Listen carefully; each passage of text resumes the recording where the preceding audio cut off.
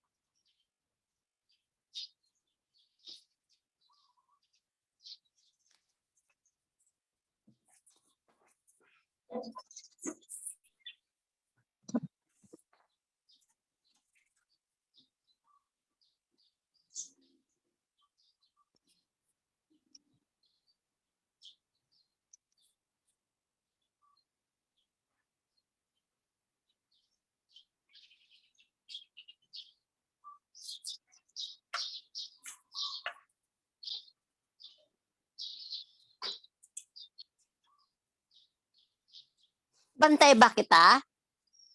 Ha? Pero pag nandiyan na si...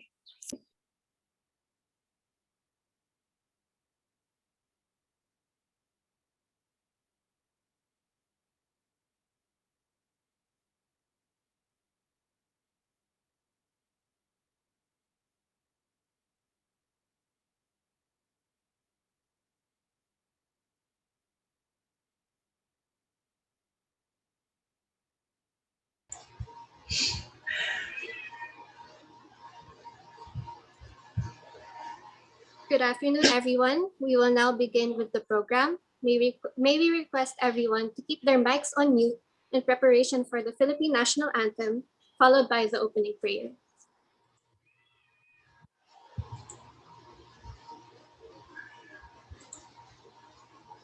Mga kababayan, ang pambansang awit ng Pilipinas. Kayang magiliw, elas ang sinakanan, alam ng puso, sa titik mo'y buhay. Lupang hinirang, tuyag ka ng magiting, sa manlulupin, di ka pasisigil. Nanagang tutok sa simoy at sa langit mo bagaw, ay hinagang tulad awit sa paglayang minamahal. Ang isang ng matawad mo'y matumpay na nag-iingin, ang bituin at araw niya kailan pamay di magdidinig. Lumalang araw ng walhagin pagsinta, buhay langit sa piling mo.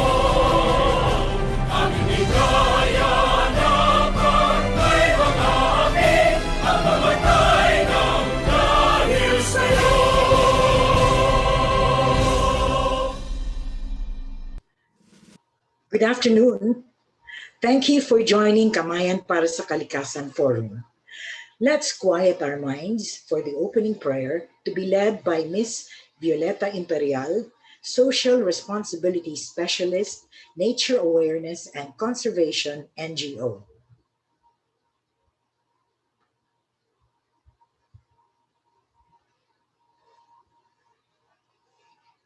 Ms. Violeta Imperial.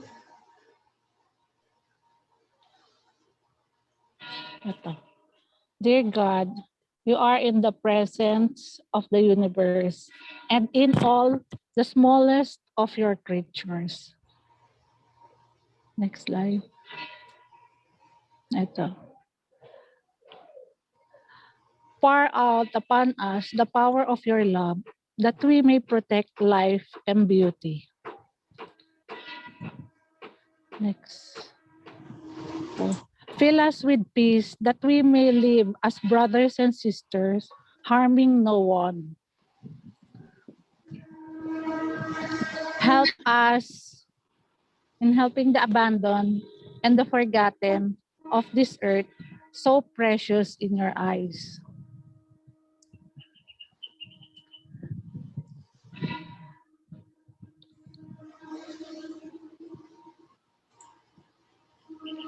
Okay. And help us work together in protecting the world and not prey on it, that we may sow the beauty and not pollution and destruction.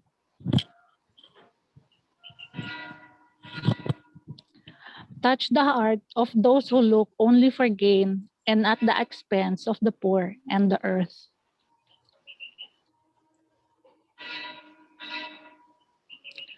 Teach us to discover the worth of each thing, to be filled with awe and contemplation, to recognize that we are profoundly united with every creature as we journey towards your infinite light. Encourage us, we pray, in our struggle for justice, love, and peace. In Jesus' mighty name, amen. In the name of the Father, the Son, and the Holy Spirit, amen. Thank you very much, Miss Violeta Imperial. Makakalikasang pagbati at mainit na pagtanggap sa inyong lahat. This is the monthly Kamayan Para sa Kalikasan Forum, brought to you every third Friday of the month by Green Convergence and Kamayan Restaurant. I am your forum moderator, Marie Reyes Marciano of Green Convergence. I am happy to introduce my co-moderator, who is the Executive Director of the Environmental Studies Institute of Miriam College and the VP of Green Convergence, Dr. Carlo Garcia. Good afternoon, Carlo. Hi, good afternoon, Marie. Yeah. Our Kamayan this afternoon is titled Entrepreneurs for the Environment. You know, this topic is one of those close to my heart. You know why? I Why? teach environmental corporate social responsibility to MBA students of Miriam College. And like you, Marie, and of course, the rest of the Green Convergence and our three guest speakers How this come, afternoon. wait, Carlo, wala daw audio. There's someone wrote on the chat box, wala ba tayong audio? I can hear you, Marie. Can Meron, I you can also hear hear We me? can you. hear him. We can hear him. So siguro yung siya lang ang wala, no? You can hear. Okay. Sige, go ahead, Carlo. I'm sorry. I just It's responded okay. to the note. Yeah, as I was saying, I teach environmental corporate social responsibility to MBA students in Miriam College, and like probably the rest of us here, I um, I do believe that we can mix business, environment, and people. And I don't want to preempt the forum today. I look forward to listening and learning from our speakers today. Marie? Okay. Kanina I couldn't bring out my video. So kaya picture lang yung nakikita nyo doon. But okay. Yes, today is a very special day for the longest running environmental forum in the Oh Philippines. yeah, Longest running, no? It's our yeah. 31st anniversary, So Carlo. privileged to be part of Kamayan. Wow, it's been 31 years. Wow. Yes. Bata ka pa noon. May uhog ka pa siguro. We Mm. started in 1990. Oh, 1990. You And like I was to reveal already my age? there. Oh, nandun na ako. And today we have a little something to commemorate this milestone. But first, let's give the floor to to the President of Green Convergence for her opening remarks, Dr. Angelina Nina Galang. Dr. Galang? I can't hear you. You're muted, Dr. Galang. Okay, I was obedient to Shafi. Happy anniversary, 31st anniversary, Kamayan. Yes, thank you. And for the information of everyone, Marie, one of our hosts, has been with this platform since its inception, I suppose, Yeah, because she's a sister of one of the founders, Ding Reyes. And I think we'll hear about them more in a while. yes. Welcome to everyone. I know that we have our regulars, and I hope that our first timers will become regulars in time. Each of our sessions have been very informative, very educational, and I'm sure effective for everyone who joined. And today, our topic is again another very relevant topic because, well, business and environment used to be considered antagonists or protagonists, whatever you want to use. And it was natural because usually business uses the earth's resources, and the bigger the business, the bigger the exploitation, the extraction of materials from nature, and often the bigger the waste. But business makes the modern world go round. The moment you wake up and you go through the day, what item do you have that was not provided by business? So, in a way, we all have impacted on nature because of our use of these materials and things that business has provided. But um, we're a good development is that although it's a two-sided way of looking at it, the calamities that have been that humanity has been experiencing in the past decades have brought home the fact that nature is angry or is would like to teach us a lesson that we have to treat her more kindly because the imbalance that our activities have caused is causing her um, the the incidences that we have suffered: stronger typhoons, terrible droughts, pestilences, and even our virus pandemic today. So a big portion of humanity, I hope it's getting bigger, has realized that we have to work with nature and live with nature and protect nature so that nature will protect us. And among these are businessmen who know that not only as persons whose lives are impacted by nature, but as business people who know that they have to be kind to nature because they depend on nature for their resources. And so now we have entrepreneurs, big and small businessmen who are either into business, reviving nature, regenerating nature, or curing nature, and those who are into businesses which they make sure are sustainable, which means they are taking care of the environment. Otherwise, their businesses will be affected. And so I'm so happy that we have three entrepreneurs who have agreed to join us this afternoon and show us that money and profit and environmental protection and care can go together and should go together. And I'm sure we will learn a lot from them. So again, thank you very much for coming, everyone. Isang makakalikasang hapon sa ating lahat. Thank you. Okay. Thank you very much, Nina. Um, thank you for that. We really need more entrepreneurs for the environment, and we are celebrating the ones we have now.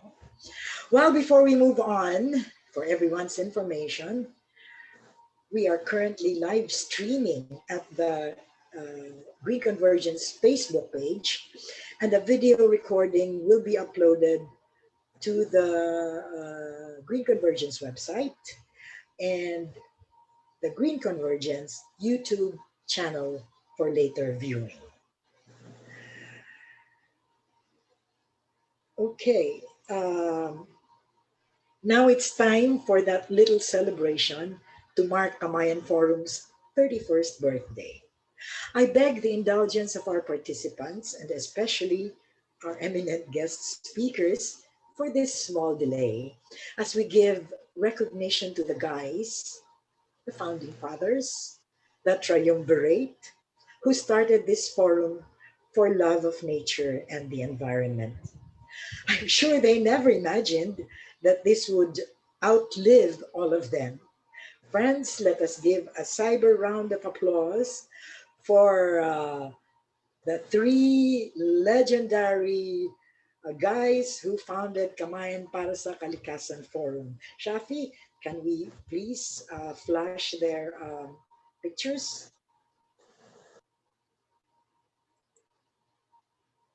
There you have it. That's Vic Milan, then Ding Reyes, and finally Vic Villavicencio.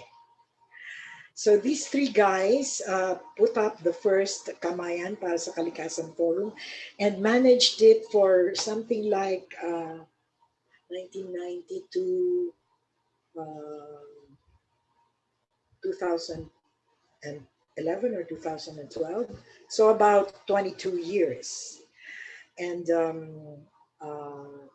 Vic Milan here is or was a broadcaster and journalist. He was also a scuba diver enthusiast. And that's how he met Vic Villavicencio, who was also a scuba diver enthusiast. Because of their hobby, they fell in love with nature. Of course, you know, when you're there under the sea and you see all the lovable creatures and the beauty of God's creation, you develop fondness for nature and you discover your relationship with nature. Magkakabit ang pusod, sabi nga, ng kalikasan at ng ating mga sarili.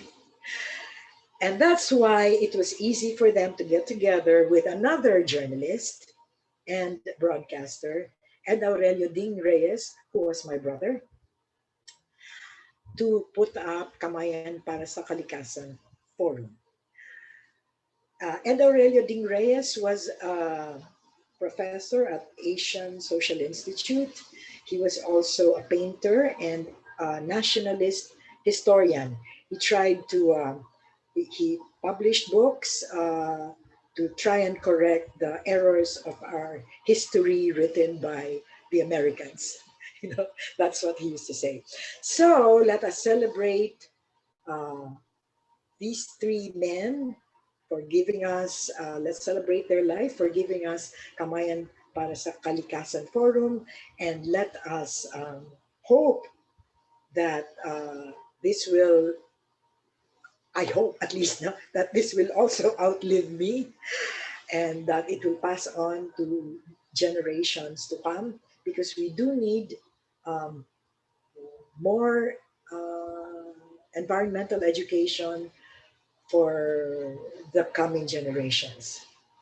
Okay, so now it's time to just for a little while walk down memory lane, and I will give the floor to Carlo. Dr. Garcia. Okay, to make our celebration of Kamayan's 31st anniversary even more meaningful, we have with us this afternoon three people who have been part of Kamayan. They're here to share with us their message. May I introduce to you Sir Greg Between Jr., a writer, poet, publisher, and activist. Sir Roy Cabonegro, director of Makakalikasan oh, it's not Green Convergence, Green Governance Policy Center, Inc., and Miss Esther Pacheco, president of Concerned Citizens Against Pollution, or COCAP. I know you've got a lot of good things to share. I hope you don't mind, but I will give you 2 minutes each. Let's start with Sir Greg. Sir Greg, and then we'll proceed to Sir Roy and Miss Esther. Sir Greg, are you with us now? Where's Greg? So Is we he can here? probably have Sir Roy first. Sir Yes. Roy? Hello, Roy. Hi. Magandang hapon po. Magandang Oo. hapon po sa inyo lahat. Nung Magandang hapon. na-encounter ko ang Kamayan Forum, ako po yung estudyante pa lang noon. Kami ho yung naging product ng involvement ng mga estudyante ng Earth Summit, no? 92. So nagbuo kami ng Student Environmental Network na graciously was many times hosted sa Miriam College nung time na yon. And eventually it led to more involvement until we started to form a political Green Party. At dito rin nag-umpisa yon sa Kamayan Forum at sa Miriam College. And in my experience in the Kamayan Forum, it's really a story of the three persons na pinarangalan natin sa kanila. For me personally, it's deeper. I'll start with the list of the three na kilala ko, si Sir Vic Vic. I never met Sir Vic Vic, but I had the opportunity para mapunta ng kanilang ancestral home sa Batangas. And there I met one of the children, and I had the opportunity to ask, bakit nag-i-sponsor si Sir Vic ng Kamayan Forum? Hindi naman siya, hindi kikita yung business. Then the daughter, I think it was the daughter who told me, alam niyo Sir Roy, ang mga Villavicencio talagang nag-aambag sa bayan. Tapos he told me the story about yung contribution nila sa first Navy ng Philippine Revolution of 1896. The first boat of the first Navy of the Katipunan Revolution was a donation from the Villavicencio. Ganyan talaga sila. They contribute something for the country na alam nila lasting ang impact. And perhaps in their generation, isa ito sa kanilang ginawa. Now, I have a deeper relationship with Sir Vic Milan. Before he died, I promised to him na whatever happens, may tatayo ang Green Party. Despite all limitations and personal sacrifice, inutuloy pa rin ho namin. Ako on my part, because I promised it to someone na I believe highly, na pinangako sa kanya na mabubuo ito. Now, the deepest connection I have is of course also my mentor, si Sir Ed, no? Si Sir Ding. The reason because Sir Ding is not just a writer, he's also an ideologue. In fact, we took from Ding yung kanyang buo-hagi principle. It is now part and parcel of the internal Green Party ideology of Makakalikasan.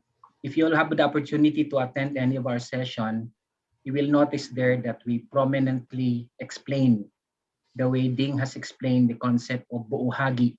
Pag tayo ay nagbubuo ng bayan, binubuo natin ang kabuuan sa pamamagitan ng bahagi. At malaki itong may kinalaman sa prinsipyo sa ecologism. Kasi ang ating anthropocentric values na siyang sumisira sa ating mundo ngayon ay isang triangulo. Pero ang ecocentric na ideology, na principle, is actually a buo-hagi. Yan ang pinakamalapit na konsepto sa normative culture ng Pilipino. So I thank the three of them as I thank the forum. To me, there is no difference between the three founders and this forum. Marami pong salamat. Salamat, Roy. Again, Oh, that makes me miss my brother so much. Salamat, Roy. Salamat. yeah, salamat, Roy. May we now hear Sir Greg? Okay, so Nandyan ba siya? Is Greg there? I'm Baka not wala sure. Shopee. Mukhang Can we wala. call her now, Miss Esther Pacheco? Ma'am? Ma'am Esther? You can now unmute your mic if you're with us. Yes. Shafi, is Esther here? Yes po, Miss Esther is here in the Zoom session. Okay. Let's, Esther, shall we? It's your time to speak. Esther was always, attending Kamayan through the years. So that's why she'd be in a good position to talk about Kamayan. Like Roy. Lumaki na si Roy sa Kamayan, pati si Greg. I remember Greg was a parang student leader at the There time. she is. Yes, there she is. Yes, Esther. Okay, can you hear me now? Yes, Yes, ma'am. we can. Yeah, maybe you don't see me, but I hear you and I hope you can hear me. You can Yes, we see can. Yeah, you can. Thank you. To me, this occasion is a wow anniversary. It is, I think, a landmark in Philippine communication to last so many decades and pioneering ahead of its time an advocacy for nature, for our natural resources. That was also new when it began. What are they talking about? There were not many listeners, only those who had some interest. But it kept on. Can you imagine? For more than 30 years, advocating love for this planet on which we live, pioneering what would Pope Francis recently just advocate himself and say, we all belong to this planet. It is our common home. And we are united with all creatures. Long ago, you only thought, wow, we interpreted the meaning of the biblical quotation that man would have dominion over this land. But Pope Francis says, no, man has no dominion. Man is just part of the whole. And we are all united. We people and all creatures, every single thing on this planet. This planet is our common home. And let us not exclude from here whoever is not Christian, whoever is not white. No, all people of all colors, whether they are red or green or white or black, they also are part of this planet. And whether they are atheist or Hindu or Roman Catholic, whatever they believe in, they are also part of this planet. They all belong to our common home. And it is time that we recognize that. Can you imagine that 30 years ago, Kamayan was already there advocating what presently we are trying to put into action. Pope Francis is on Laudato Si. And so now we say, oh, it is time. When Pope Francis ascended the throne of the papacy, he said there were only two things that would occupy him most. And that was one, poverty, And number two, the planet, the Earth. And he has continued that advocacy for now. And we are following him. We are following the ways of Kamayan of more than 30 years ago. We have continued up to now. And of course, we salute those pioneers that Marie has mentioned. They are a wow people because early on, they already recognize how beautiful this world is, and it has to be broadcast all over. And people must know how beautiful it is. Thank you very much. Okay. Yes, thank you, Esther, for that. Yeah, I Thank would you. like to end to say we salute Green Convergence also for continuing this advocacy because otherwise it might have died. Who would continue? That's right. Green Convergence took up the cudgels and organized without stopping all this forum. So congratulations to all. Thank Thank you. you. Thank you very much, Esther. And Greg is not around. I just want to say that the reason we thought of asking Greg is because dito na nga siya lumaki sa Kamayan.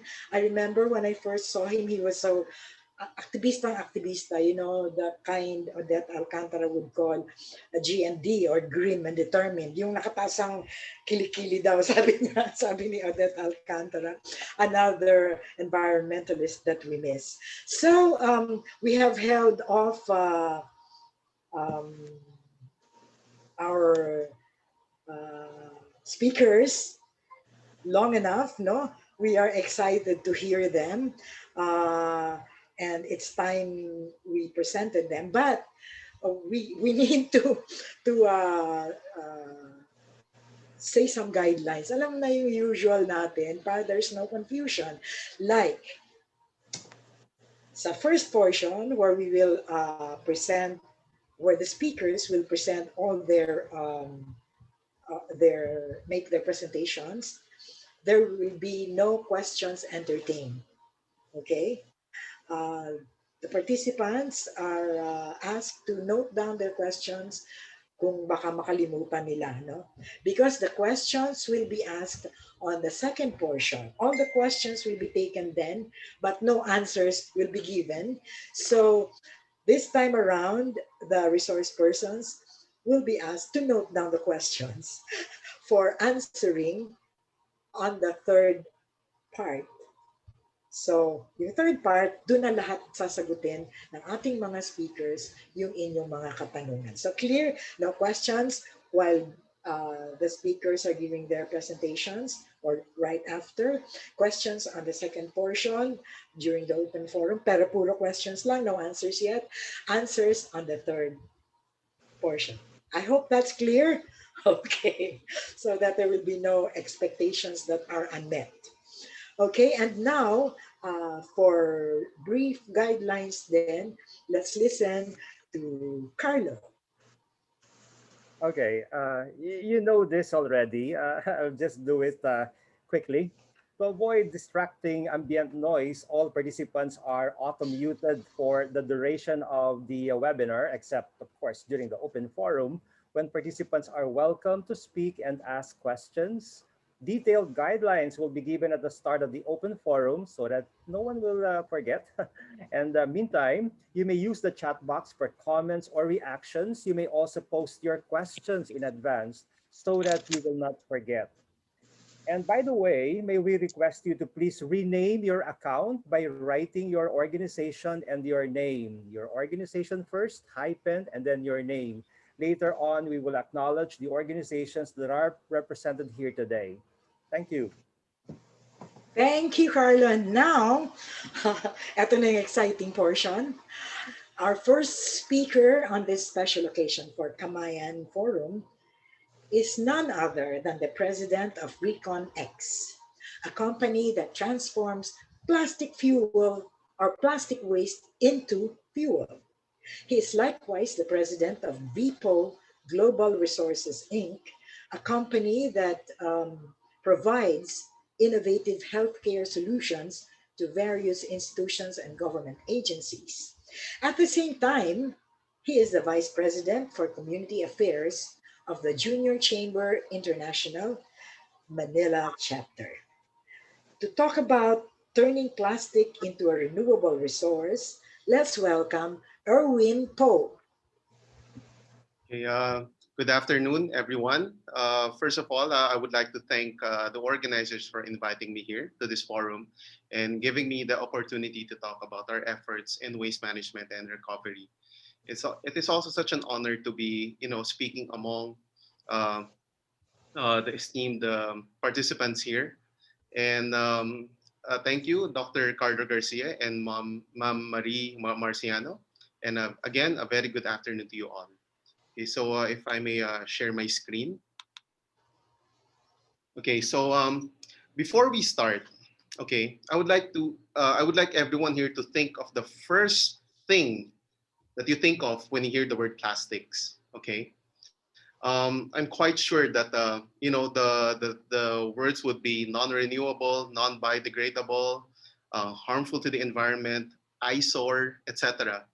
Okay, but if there's one thing that I believe that people do not think of when they think of plastic is or when they hear the word plastic is renewable, and this is what I plan to discuss here this afternoon.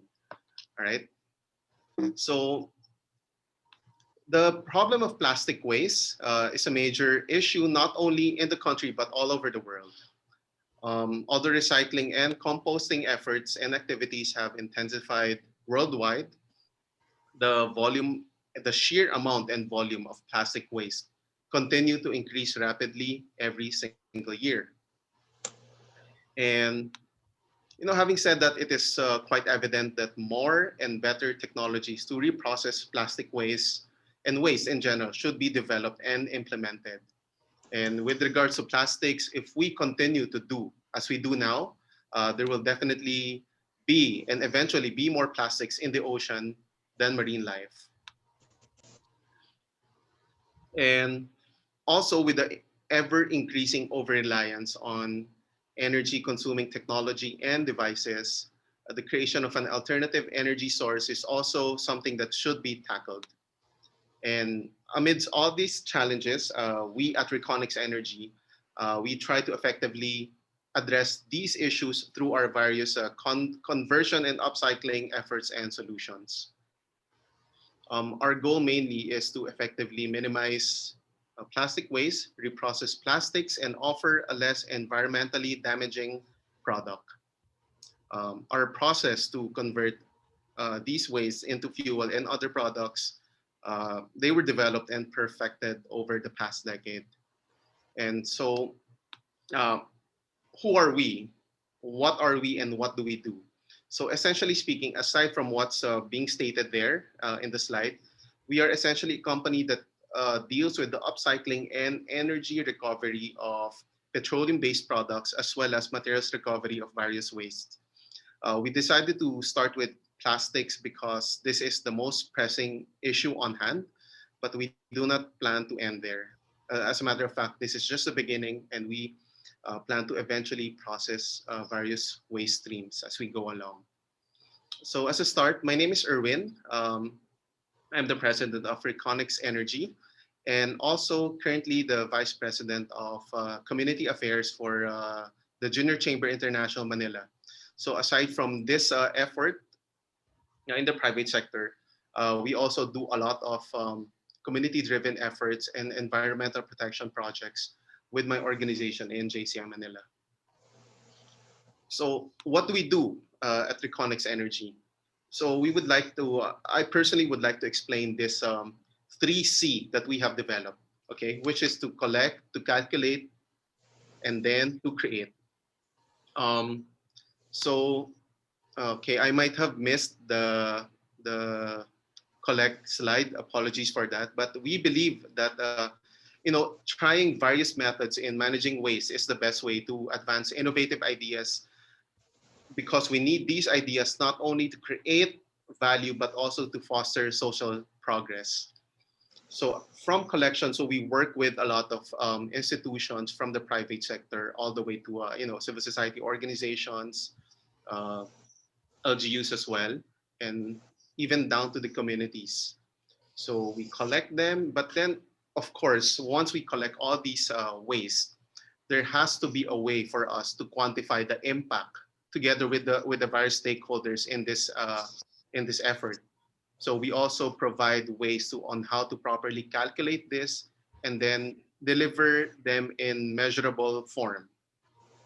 And then this is where the magic comes in. So we create um, various products out of these wastes. So aside from producing fuel, the fuel that we produce mostly are diesel, kerosene, and low octane gasoline. We also upcycle products, and then we convert them into pellets that can be molded into something else. So the question now, parang, why aren't we just focusing on a single um, product stream? Like, why not just focus all efforts on the production of fuel or maybe production of something else? Mainly because, as you can see in this plastic chart, all right, our plastic to fuel technology can mostly convert high density polyethylene, low density polyethylene, polypropylene, and polystyrene. So those are the four major types of plastic that can be converted into fuel. So the question now remains, so what do we do with the others? Okay, so this is where our upcycling efforts come in. But uh, just to give a briefer on our waste to fuel technology. So essentially, we produce what you would call ultra low sulfur diesel. Okay, um, we also produce low octane gasoline. Now, the diesel itself can um, be used directly for industrial or even automotive purposes. And right now, what we have in our plant, or by the way, our plant is located in Montalban or Rodriguez, Rizal. Right now, we have a 2.5 ton capacity. That means that we process approximately 2.5 tons per day. It's currently undergoing some upgrades, but basically from the 2.5 tons, we can produce approximately 1,250 liters per day of waste fuel. And the technology that we use here is pyrolysis. So we do not actually burn the plastics per se, but through a special chamber, we sort of chemically decompose the plastic back into its original form, which are hydrocarbons, aka crude oil. Now, our other efforts also um, include creating for the other plastic types that we cannot convert. We actually produce various upcycled products out of it, as you can see here on the screen. So this is essentially some of the efforts that we're currently doing. And ultimately, the end game for us is to recreate plastics 100%. We can get to a very high proportion of circular renewed products out of our process. And even though our products coming out are still being combusted like the fuel, we believe that it is still a much better environmental answer than what we currently have. And we can definitely get better and maximize circularity from this. Also, the key thing here is that we're producing plastics that would otherwise be thrown out into the environment. And we believe that this is a better solution more than anything that we currently have right now. And no, of course, our firm being a clean tech enterprise, we always focus on innovation.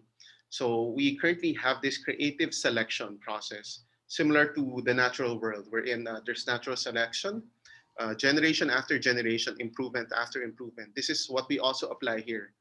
So we basically select and take the best ideas in building our product and model from these humble beginnings. And of course, again, ultimately, our mission is to create a world without waste. And we need to go out and beyond to provide maximum impact for this. As for plastics, I mean, in general, um, we believe that anything that's not necessary should be eliminated. But then when it comes to plastic, of course, there are some products or plastic products that are just the best solution to some of the problems we have worldwide right now. Like for example, in the medical field. So imagine dealing with COVID without plastics. It just won't work. In the automotive industry also, automobiles now are made safer, more efficient, and cheaper because of plastic, and they burn less gasoline because of that.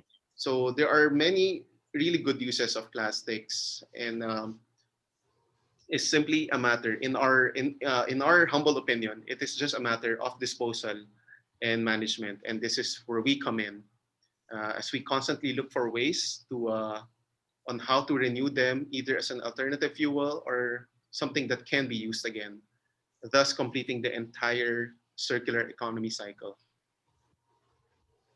And as much as we would like to think that we can immediately come up with an end-all be-all solution, we also know that it doesn't work that way.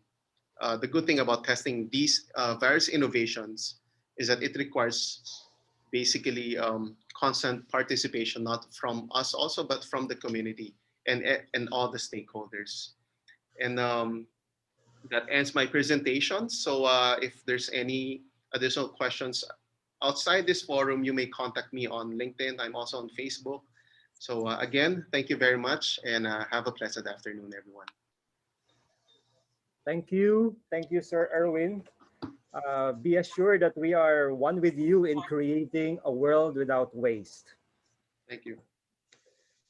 Our next speaker is the manager of Better Than Ice Cream, which uses stevia for their sweetener instead of corn products, which often are GMOs. She was the recipient of the Fujitsu Asia Pacific Scholarship, a postgraduate education and management training program awarded to participants from the Asia Pacific region. She received her MBA and her undergraduate education in chemistry from the University of Hawaii in Honolulu. Let us give a big virtual round of applause to Miss Pai Cabigas.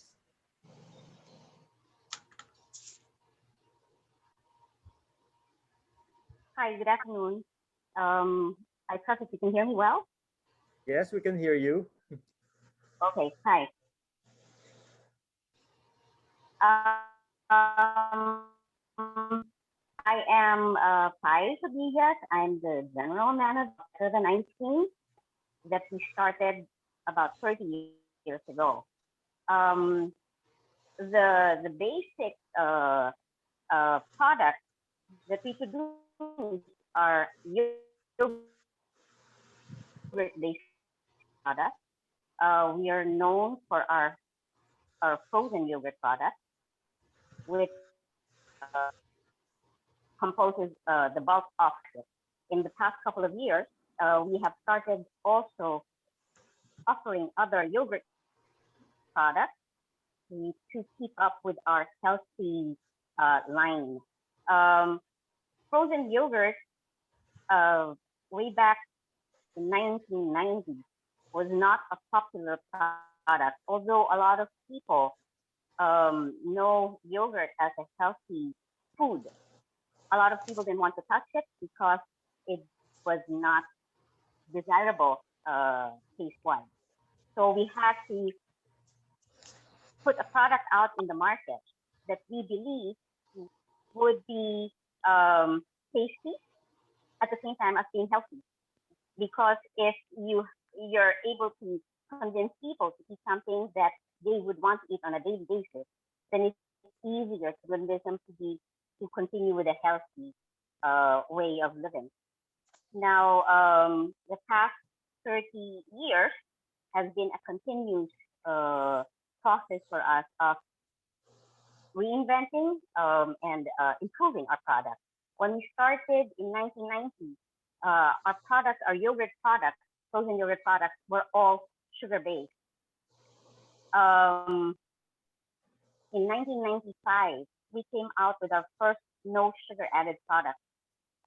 not knowing that there is a big market in the Philippines that is clamoring for this type of product. In 1995, um, we only had one flavor that we could produce, basically because it's so difficult to get food ingredients or food additives here in the Philippines. So we have to be very creative um, in uh, in working with with ingredients so that we can come out a good palatable no sugar added variant.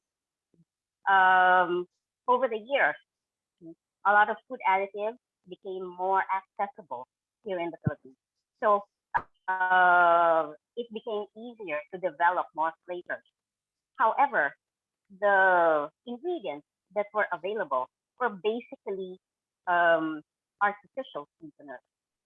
So in the late 1990s, okay, there was a proliferation of no sugar added products that are basically sweetened with NutraSweet or aspartame or what is marketed as equal or NutraSweet. And then so many years after that, Splenda, the brand Splenda came in, which is a also an artificial sweetener. Um, in like 2005, 2010, um, stevia was being introduced already in the market, but not in the Philippines. So a lot of people were asking us how come we have not tried using stevia with our product. And it's difficult to explain to people that although stevia is available in other countries, especially in the States, it's widely available there. It takes years before these products are available in the Philippines. And every time that there is a food summit or a food expo, the potential suppliers will come in and ask for people who are uh, interested in ordering. We would always sign up, only to be disappointed to learn that not enough, they're not able to get enough orders for the product, so they cannot bring it in. Um, so it took a while before we were able to switch from sugar to artificial sweeteners, from artificial sweeteners to now what we use, the natural stevia sweetener. What we did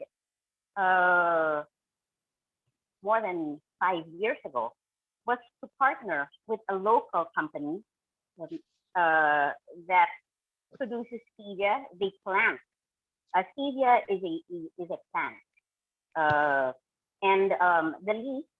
Okay, when you pinch it, when you touch it, and taste your fingers, you would find it to be sweet. So this company uh, worked with us so that both of us will be able to develop their stevia brand here in the Philippines. And it took a long process.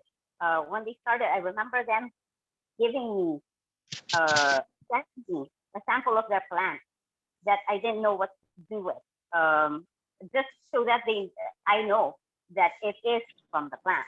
That was what they were saying. So it was a back and forth um, shuttling of products between us, wherein they would give us their product to test, and then we would give them feedback on how to improve it because it was not still comparable to the ones that are available in the States. In about 3 years ago, we started using their product in our frozen yogurt flavors. And we have switched all of our frozen yogurt flavors from using artificial sweeteners, the ones that still use sugar. We switch them from using artificial sweeteners to using the more natural stevia or stevia glycoside. Um, as I was explaining before, Janina, people would normally think that it's easy to develop new products. When you hear about new products coming out in the news, um, people expect that you can readily just use them. It takes a long time for this to be developed, and we are glad that the long uh, process, the long time that we have put into this, into developing the product, has been successful for us. Not a lot of people become successful with it.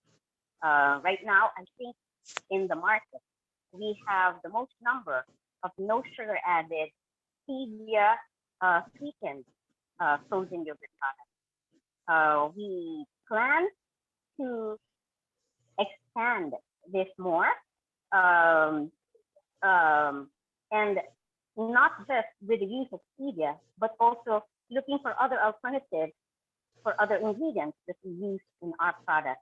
Um, People have told us to explore plant-based uh, frozen, a plant, an alternative plant-based frozen dessert. We started doing experiments on this uh, more than a year ago, but with the pandemic, everything had to stop. Um, but that's one of the things that hopefully in the next couple of years we'll be able to also offer our our clients who are always who are always looking for alternative, healthy alternatives, especially for the frozen dessert needs. Um, our products are available, readily available in the supermarket. Um, we have also started selling not just frozen yogurt products, but also refrigerated yogurt products. All of our products are yogurt based because we believe that it's a healthier format than just plain milk. Um, the plant based products that we're trying to develop, we plan to also have it as a yogurt plant based product. Um, as I said, our our uh, uh, our activities into uh, this new plant-based thing is, has been stopped, but we hope to continue with it in the near future. Um, it's basically that. So if there are questions later on, please let me know so we can discuss it fully. Thank you.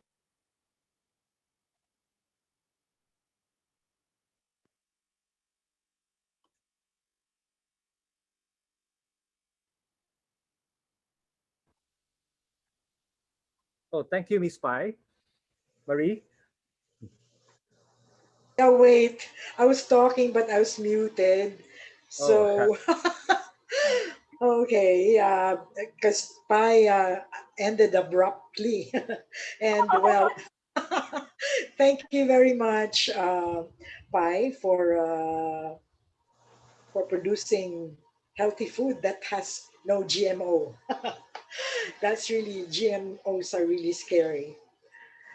Our next resource speaker is the Green Building Country Lead for the Philippines of the International Finance Corporation, a member of the World Bank Group. In this role, he forges partnerships with real estate developers, investors, building professionals, certification providers, academia, and public policymakers across the Philippines towards advancing the adoption of EDGE, which means excellence in design for greater efficiency or efficiencies. an integrated online platform, green building standard, and certification system designed to make green buildings much more accessible, affordable, and inclusive for emerging markets and developing economies. To familiarize us with the Philippine Green Building Program, let's listen to Angelo Tan. Angelo, welcome.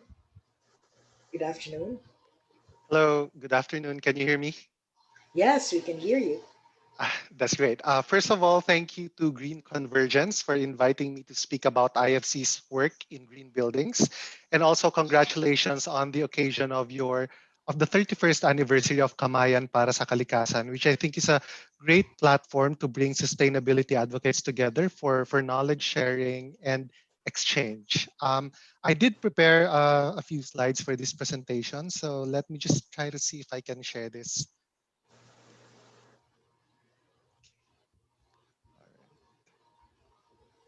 right. Okay. Okay, let me just go on full screen and okay, there you go. All right. Our agenda today includes several main sections. So first, I will introduce IFC's Green Buildings Program and IFC's work in this sector in developing countries. And then we will look into understanding the need and the business case for green buildings, especially in the context of a developing country like the Philippines. Next, I will tell you about how we are democratizing green buildings through Edge. And finally, I will do a quick demo of the Edge software to show you how easy it is for the private sector players to green our real estate industry. Now, before I start, let me introduce the International Finance Corporation. So the theme for this Kamayan session is actually very relevant to us because we're talking about entrepreneurs for the environment. So as International Finance Corporation, we are a member of the World Bank Group focused on investments in the private sector. And that includes entrepreneurs and, of course, businesses. IFC's Green Buildings Program is a systematic approach to sustainable buildings.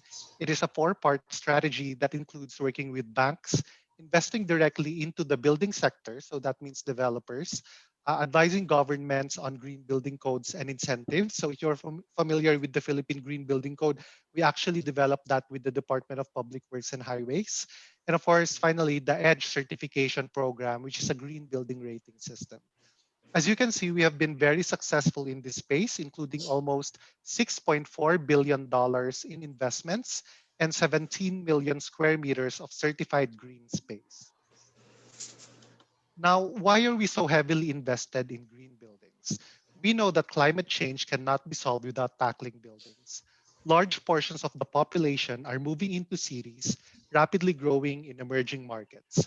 An equivalent of the city of Paris is added every 5 days, and that of the country of Japan every year. In the Philippines, the level of urbanization or the percentage of population residing in urban areas surpassed the 50% mark in 2015. And what's very worrying is that with climate change and this rapid urbanization, there's this phenomenon called the double exposure, where we become more vulnerable to the effects of climate change because we are rapidly urbanizing. And despite the lockdowns and restrictions due to the pandemic, according to UNEP and the Global Alliance of Building Design and Construction, CO2 emissions from the operation of buildings have increased to their highest level yet. Including emissions from building construction, this increased to 38% of total global energy-related carbon dioxide emissions. And at the same time, about 80% of viable potential is untapped in this market, even though technical solutions already exist today. So at IFC, we believe that climate change is also climate business, and we recognize the critical role of the private sector in climate change mitigation and adaptation. So entrepreneurs and businessmen and businesswomen also have a critical role to play in terms of climate change mitigation and adaptation. The good news is that the private sector, through both lenders and developers, as well as everyone in the supply chain, is creating innovative financial products for green buildings. And they are finding a strong business case in this sector. In construction, developers and building owners are finding that greening a project allows access into international green finance and many other benefits.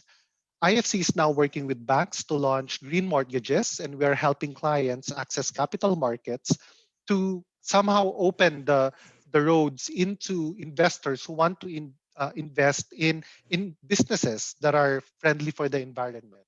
So, for example, green bonds and green loans are some of the instruments that are available. And we're working hard towards making this more accessible for the Philippines. IFC is documenting the business case for green buildings across stakeholders, including benefits such as lower incremental costs than previously thought, faster sales, higher rental prices or occupancy rates, and the opportunity to gain cheaper financing. We shared this in our flagship Green Buildings paper and through case studies on our website at edgebuildings.com. The EDGE website also has a library of case studies for EDGE certified green projects across various building typologies and regions, which can be used for promotion and proof of concept. What you see on the screen right now are just some of the EDGE certified office buildings in Asia, and we have a lot more in the region and around the world. And other commercial real estate projects in the Philippines are following suit. We have also awarded the EDGE Preliminary Certificate for Clark International Airport, which is such an important project in the way that it will decongest NAIA and how it will serve as the international gateway to the 9,500 hectare growth center of New Clark City. We also have EDGE certified green homes. So the residential sector is largely left behind in the transition to a low carbon economy, and we are changing this narrative through EDGE. But despite our early successes, we still have a long way to go in terms of green building adoption, especially in emerging markets like the Philippines. In Southeast Asia, a report endorsed by the World Green Building Council revealed that the key barriers to the uptake of green buildings are first, the higher real or perceived cost of building green. Second, the lack of trained or educated green building professionals. And third, the perception that green is for high-end projects only. These are all very important barriers to consider in increasing the uptake of green buildings in the Philippines. In our country, the footprint of all green buildings combined is less than 2% of total constructed floor area. The Philippines now has almost 200 green buildings. However, around 90% of these are office towers in Metro Manila. We need to change this narrative to be more inclusive of other types of developments, such as residential developments, as well as projects in provincial areas. Now, I mentioned that one of the barriers to building green is the perception of high costs of green measures. However, evidence across several markets suggests that incremental costs of green building is significantly lower than previously thought. So, marami kasing Filipinos who think that green buildings are just very expensive, but in reality, they are not, particularly when green measures are incorporated early in the design of a house, for example. So the cost of building green varies across locations, and this is driven by climatic conditions, available building materials, and local expertise. But our research shows that green interventions are economical across geographies. In the Philippines, the additional cost of green measures for a typical house, for example, is just around 5,000 pesos. So comparing the cost of a green home to an ordinary home, the difference is just 5,000. So you might not believe it, but that number is correct based on actual assessments done on the EDGE app. So if developers incorporate EDGE early into the design process, they can actually minimize the incremental cost. Also, when we say green homes, people immediately think rooftop solar, which can be quite expensive for, let's say, for a Filipino family. But many EDGE certified projects don't even have rooftop solar. And I will show you how to achieve this through an EDGE demo. So there is indeed an additional cost to building green, but it's not that high. Also, notice here that with the monthly utility savings of just of around 500 pesos, the payback period is just 10 months. So, you know, even though mag-invest tayo ng additional for to implement green measures for our house, mababawi naman natin yon through utility savings on a monthly basis. In the Philippines, our Edge champion, Imperial Homes, is a trailblazer showcasing the business case for sustainability in the affordable housing sector. Actually, many of Imperial Homes projects are Edge Advanced, which is a higher level of certification. And I'll get into that later. Imperial Homes has in-house Edge experts, and they employ a portfolio approach to certifying their innovative construction.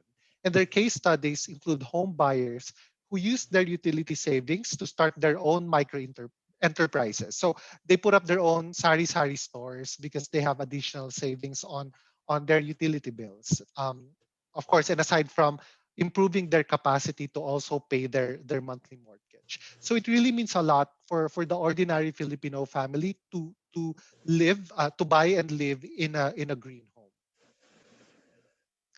The additional cost of green measures for an office tower is typically around half a million pesos. But notice here that with the monthly utility savings of around 150,000 pesos, the building owners are also able to recoup the additional capital outlay in just 3 months. So this presents a very convincing proposition for developers in the Philippines. No? For example, those who are in the office sector who might, at first be a little hesitant about developing a green certified office building, for example. So if developers incorporate Edge early into the design process, they can actually minimize the additional investment to turn an ordinary building into a green building. And in the Philippines, high returns are possible in all major building sectors, such as retail, hotels, and even industrial developments, which is actually quite impressive. We don't typically think of industrial buildings as green buildings, but they can be done in a green way. Kumbaga. So the Edge app was used to estimate paybacks on green buildings that meet the World Bank standard of 20% improvement. So this table shows the different sectors in the rows and the results in the columns. And as you can see, the payback period is just, maximum is around 4 months. So anything else after 4 months is savings now on the side of the developer, which they can then invest on their other properties or to, find ways to improve the operations of their current buildings. So how do they do that? So they can do green buildings through Edge or excellence in design for greater efficiencies. So Edge is an innovation of IFC, and that means that while we administer the program, we are not the ultimate provider of certification. So we have third-party certifiers who provide the certification for these buildings and for the homes as well. So Edge has three components. The first is a free software that allows for opportunity for self-assessment. So developers can actually create a free account and use it as a planning tool to find the most cost-effective ways to turn their ordinary buildings into green buildings. So we are able to launch the software for free due to the generosity of our government donors. As you know, as part of the World Bank Group, we have countries who provide donations or who sponsor our programs. So in that way, we can actually provide these programs for free to developers. So the ability for self-assessment is a game changer. Building developers or owners can now know right away whether they meet the green criteria and find the most cost-effective ways to reach the EDGE standard and build green. Second, EDGE is an achievable green building standard with a 20% resource efficiency criteria for energy, water, and materials. So for you to create a green building, it has to demonstrate 20% efficiency across energy, water, and materials compared to an ordinary building. So let's say a developer comes in with their office tower and they want to certify that office tower, it will actually be compared to other office towers within the vicinity of the project. So if it's in BGC, for example, it's going to be compared to ordinary buildings in BGC. If the project can demonstrate 20% efficiency for energy, water, and materials, and of course the EDGE app will help them get to this standard, then they can be certified as a green building under EDGE. And of course, third, EDGE is a certification system to verify and reward green building projects through a green label. So as you can see, we have the certificate, which is the third image that you see on the screen, that we award to developers who achieve the EDGE standard.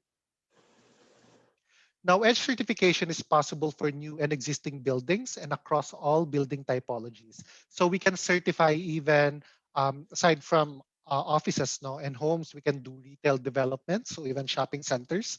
We can do educational facilities, we can do hospitals, and as mentioned earlier, we can do industrial developments as well.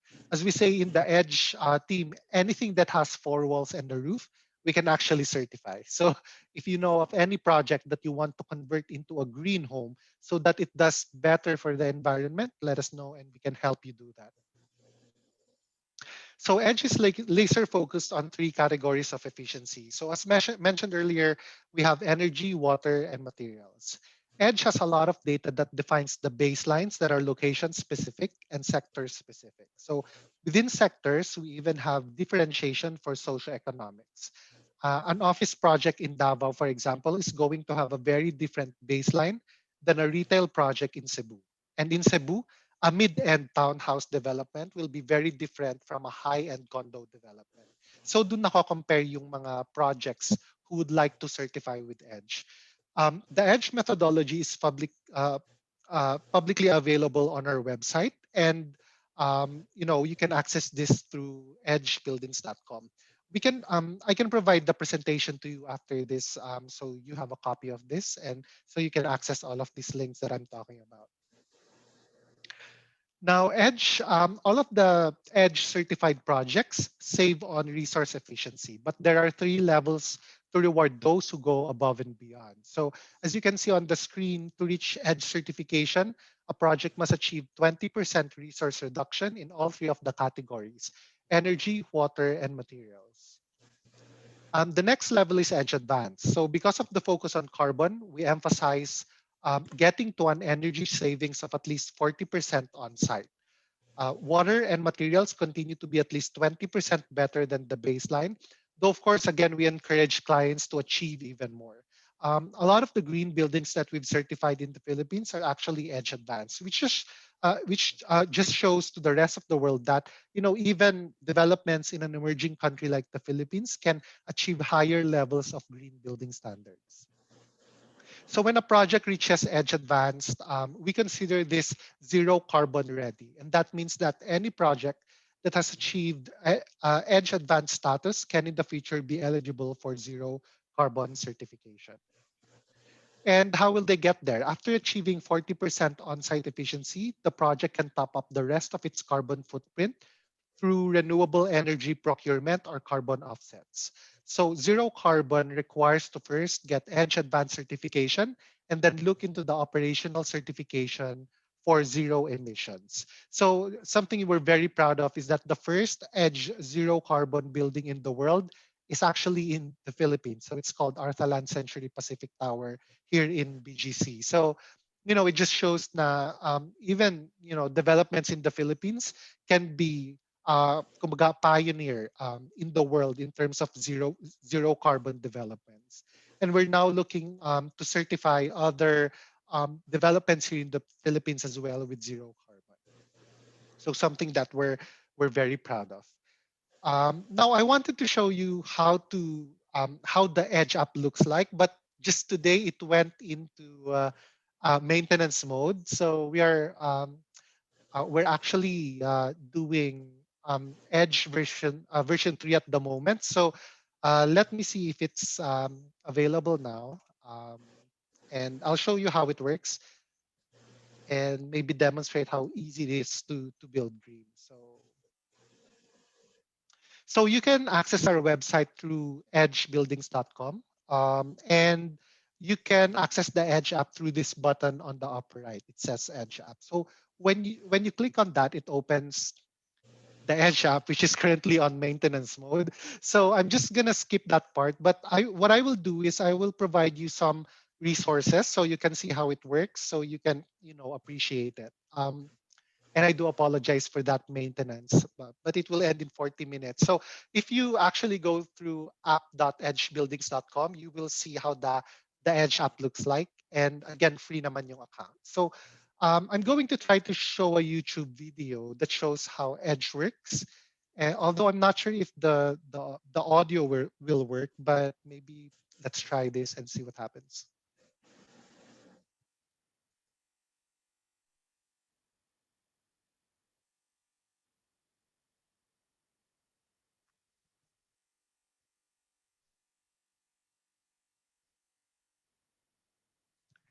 Um, are you able to hear the audio from YouTube? No, no audio. No audio. Okay, let me just I'll just swiftly just go through the Edge I app can now. hear So, it. can you hear it? Um, No. uh, Maybe I'll play it again. Ano, I can hear you only. Okay, sige, sige. So I'll just skip through the video na lang and show you some of the more important parts of Edge, and then later on I'll just provide the link so you can visit this on your own. So this is what the Edge app looks like. Again, it's free to create an account, and building owners, developers, and building consultants can actually create an account and play around with even just a just a development that you can think of. So this is how it looks like. There are the different building typologies on the left. And then this is where you identify the country. So Philippines, and then which city, and the income category for that development. And that below that, you can put in all of the building details. Let's say if it's a condo development, if it's a subdivision development, if it's an office development, you can change those settings. And then also input some of the sizes, like what are the unit types, what are the sizes of the spaces within the building, and other such technical data. So let me just skip forward.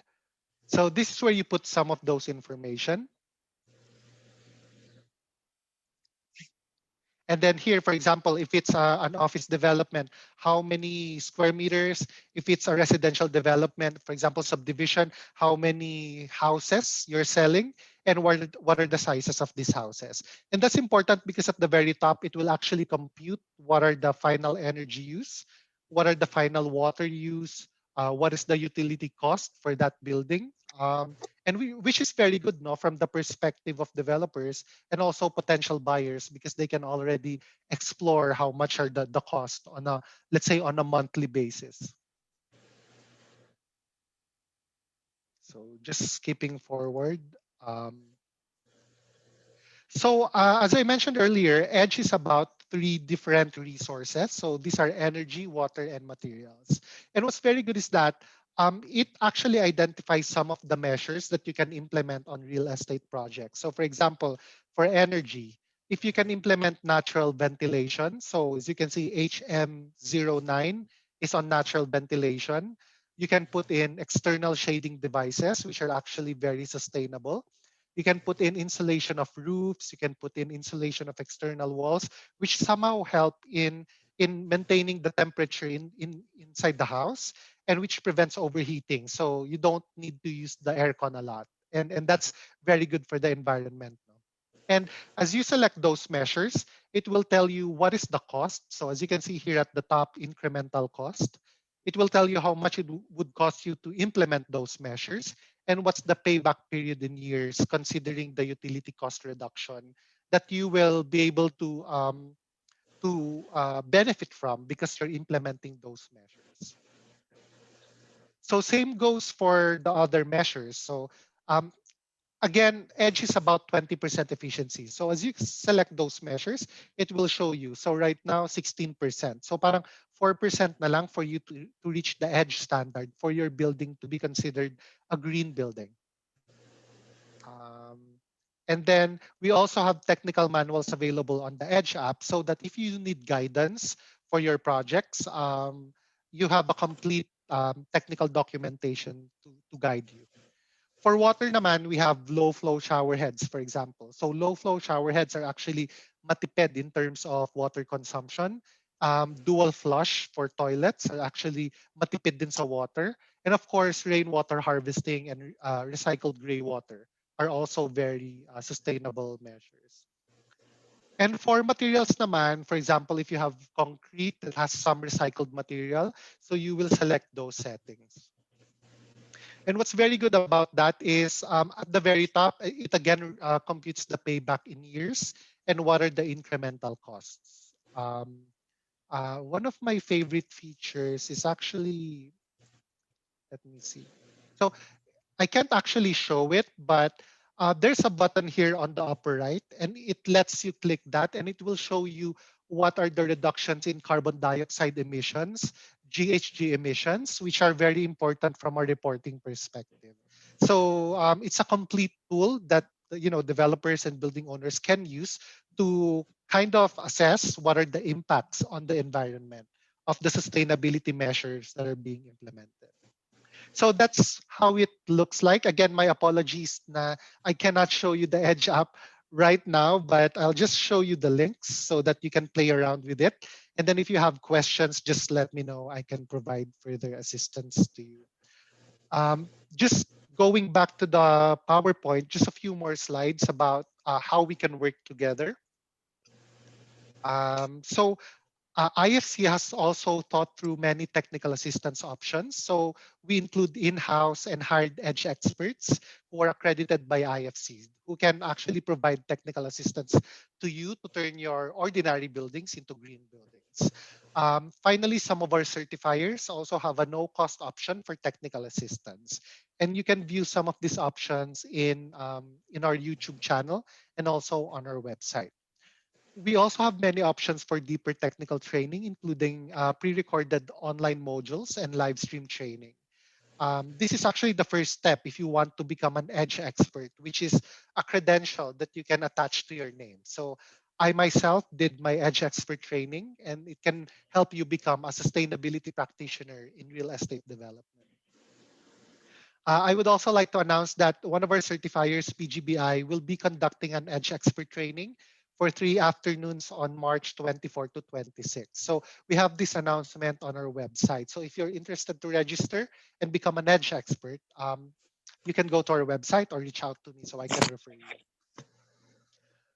We also have many resources for building resilience naman. So where EDGE is for building sustainability, the Building Resilience Index is for building resilience. So it's also available for free from our website, and the training and promotional video are on the I4C platform. So if you're interested to collaborate with IFC and the World Bank Group on this initiative, just let me know and I can discuss it with you.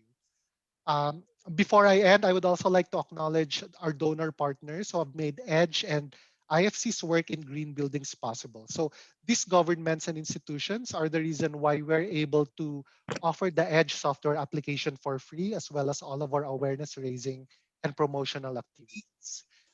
Thank you once again for listening to my talk. Again, this is a call to action to utilize EDGE resources in your sphere of influence. And I hope that I showed you that greening the real estate sector in the Philippines is possible, and that we can actually be a pioneer at the global level. And it can also be very profitable for entrepreneurs and developers and businesses. So we appreciate your interest in EDGE, and hope you will join us in transforming how our country creates its buildings. So thank you so much. Wow. Uh, Angelo, thank you. That was very enlightening. And wow, zero carbon, really. And you made a clear case for green buildings, which is something that we really need now, no, with climate change getting worse. Uh, so we hope we can work with you some more, no, in the future. Yes, it's Uh, my pleasure. Thank you. Thank you very much. We have an upcoming project where I think we will uh, benefit from your support and your assistance and your technical know-how on green buildings. So expect us, the Green Convergence, to be contacting you quite soon. Okay. All right. We are now going into part two of our forum proper, which means it is now time for you to ask your questions and time for our resource speakers to note down your questions so they won't forget. Okay. So they can answer them in part three. So this is the open forum. We will take all your questions one after the other. You may also, I think, use the chat box. But okay, I will let Carlo give you the guidelines. Carlo. Oh, of course, you may raise your hand, your real hand, uh, or the raise hand button. And the GC Secretariat will help us find those hands in the, well, we have two galleries here. So I can see now four hands being raised. Ma'am Esther, and then Miss Tessa, Sir Roy, and Sir Ernie. Okay, hindi ko nakita sino yung pinakauna, no? Who would like to start first? No, it's hard to tell who came first, but sige na Okay, lang, let's random na, call, basta the first four. Okay, you got the first four. And may I remind you to please give your name and your organization or designation or whatever identifies you. And before you ask your question, thank you. So who do we call first? Carlo? Miss Esther first. Okay, ladies first. Yes. Esther Pacheco here, president of COCAP. In the beginning, we were just fighting pollution, concerned citizens against pollution. But we have widened our reach to, to go to environmental sustainability. So we're engaged with all aspects of the environment. My question is, Mr. Poe, you talked about transforming plastics, right, into usable form through pyrolysis. Are we assured that there will be no harmful chemicals emanating from your pyrolysis? Are you telling us that it is completely healthy? We will not at all breathe any of those chemicals that come from pyrolysis. That's my question. Okay, I think Esther is finished with her question. So next question, please. Carlo? Miss Tessa. Miss Tessa, and Yes. then Sir Ernie, and then Sir Roy, and then Miss Corazon. Okay. Yes. Good afternoon, everyone. Thank you, and I would like to congratulate the three speakers. They're able to come up with good projects for the environment. But I know also of people who started, for examples, when the solid waste management law was passed, a lot came with the idea of coming up with composting gadgets, no? But somehow, they were not successful. Parang wala na tayong nakikita ng mga gadgets for composting that communities can use. That's one. And also, I remember si Celia noon, she had a composting machine that runs on electricity. But somehow, hindi nag-furnish hindi nag-flourish yung business na yon, no? So I wonder, and maybe I'd like to ask Pai, what were the challenges that you met in coming up with changing the ingredients in your products? And did government help you in any way? So that's one. And for Erwin, I would like to ask what kind of plastics does he collect, and how does he collect this? Does he collect it from the junk shop, or does he go as far as to the communities? And does he buy it from them? Do they need a certain volume in order to collect this plastics? That's for Erwin. And for Angelo, so you talk about energy, water, and materials, but how about green space? Is that included in calculating the environment friendliness of the building? And you said that Arthalan Pacific Tower is a zero carbon emitting building. How is this so? what do they have that makes them a zero carbon building? And also, I noticed that some subdivisions are being developed in our mountains. Is this part of a green? Do you think this is part of a green building? Is that possible when they are actually encroaching on biodiversity?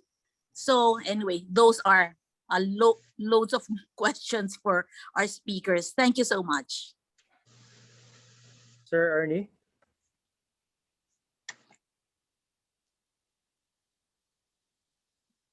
Please unmute your mic, sir.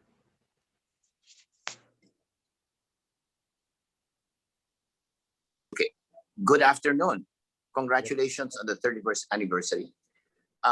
My question is directed to Angelo Tan, very brilliant young fellow. This is very important, and my position, I'll change my position. I'm really Alianza Agricultura, but my other position is more important for today. It's called the Movement for Water Security. I'm the president. And it has 7 summits around the country and 7 books signed by 7 deans. And there are 35 recommendations. In the top 3, something called water harvesting. My question is directed to Angelo Tan. Angelo, in your presentation, you said there are 3 things. Number 1, energy. Number 2, water. Number 3, materials. I know that you have this building holistic approach. I'm going to ask you to see if IFC can use that to spin off something, or it has to be different. And the question really is this. You know, the greenhouse gas emissions is kind of vague to a lot of people, but water is not. And in water, we collect 4% of our water when India collects 60%. Water kills 55 people every day, more than extrajudicial killings and COVID. And water is a problem. So I will talk now for water security. I'd like Angelo to answer whether as part of this project, or it must be a totally different project, to concentrate on water harvesting and use in the buildings. Because I've heard that you have the green code, but they're not putting this water harvesting in, and they're wasting a lot of water. So my question simply is this, Angelo, is it possible that you can put a concentration not on energy, but on water? Because you said you're going to do existing and refurbished. But I think you have to do all 3. So can you do only one and push it hard? Because to be honest with you, we simple people, we understand greenhouse gases, but we don't really have it in our lives. It's kind of vague. What is not vague is water. And when water, we get 4% and our buildings don't get it. Can you have that as either part of your project or a new project to do water, water, water? Because to be honest with you, greenhouse emissions is fine, but water for some of us is desperate. And therefore, in addition to the holistic view of a building, I'd like to ask you if you can have a concentration on water in your green building paradigm, or water as separate in the buildings so that we get water instead of waste it. That is my complicated question. Thank you. Thank you, sir. Sir Roy? Yeah, sa akin, salamat muna sa tatlo. For all 3, how does existing laws and government programs support your green enterprises? For example, in particular, RE Law 9003, Green Jobs Law, how does it currently support itong inyong enterprise?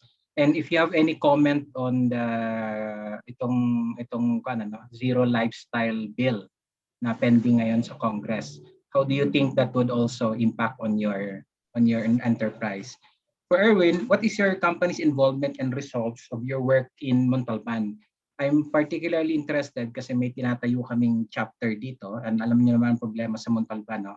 There's a serious problem in Montalban, both governance and environment. So I'd like to know, kayo mismo as a company there, based there, what is your involvement and what's your current result? Now, does your plant service as far as Cavite?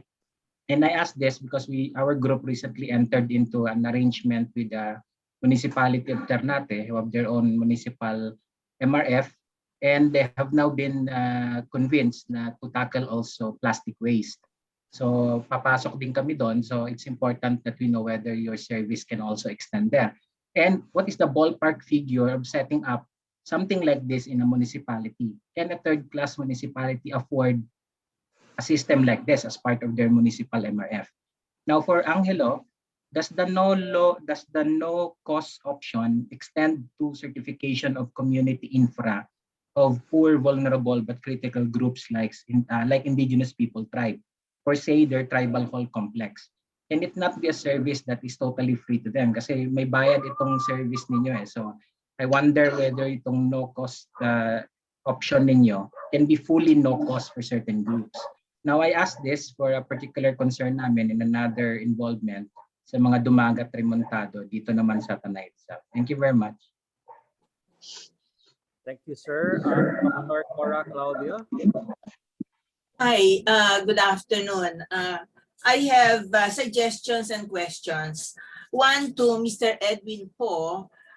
There are some industries and places where you can get volumes of waste materials like plastic. In the banana industry, all over Mindanao, they use plastic to wrap banana fruits while they are growing. And that plastic is impregnated when it is manufactured with chlorpyrifos, no, which is the insecticide that protects the banana. So they produce a lot of those, which when I went there before, I saw mountains of them near rivers. So maybe priority can be given to those industries. Now to Miss Pia, Miss Pai, I am a faithful customer of yours. No, I have two issues. One is the availability of BTIC. It's just difficult to locate them. I have been to SM malls and groceries and marketplace.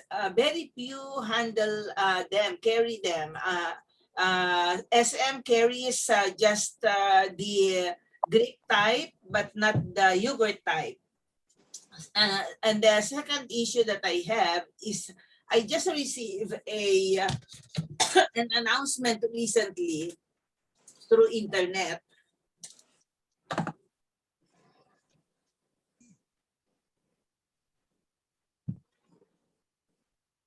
that probiotics are not good for the body.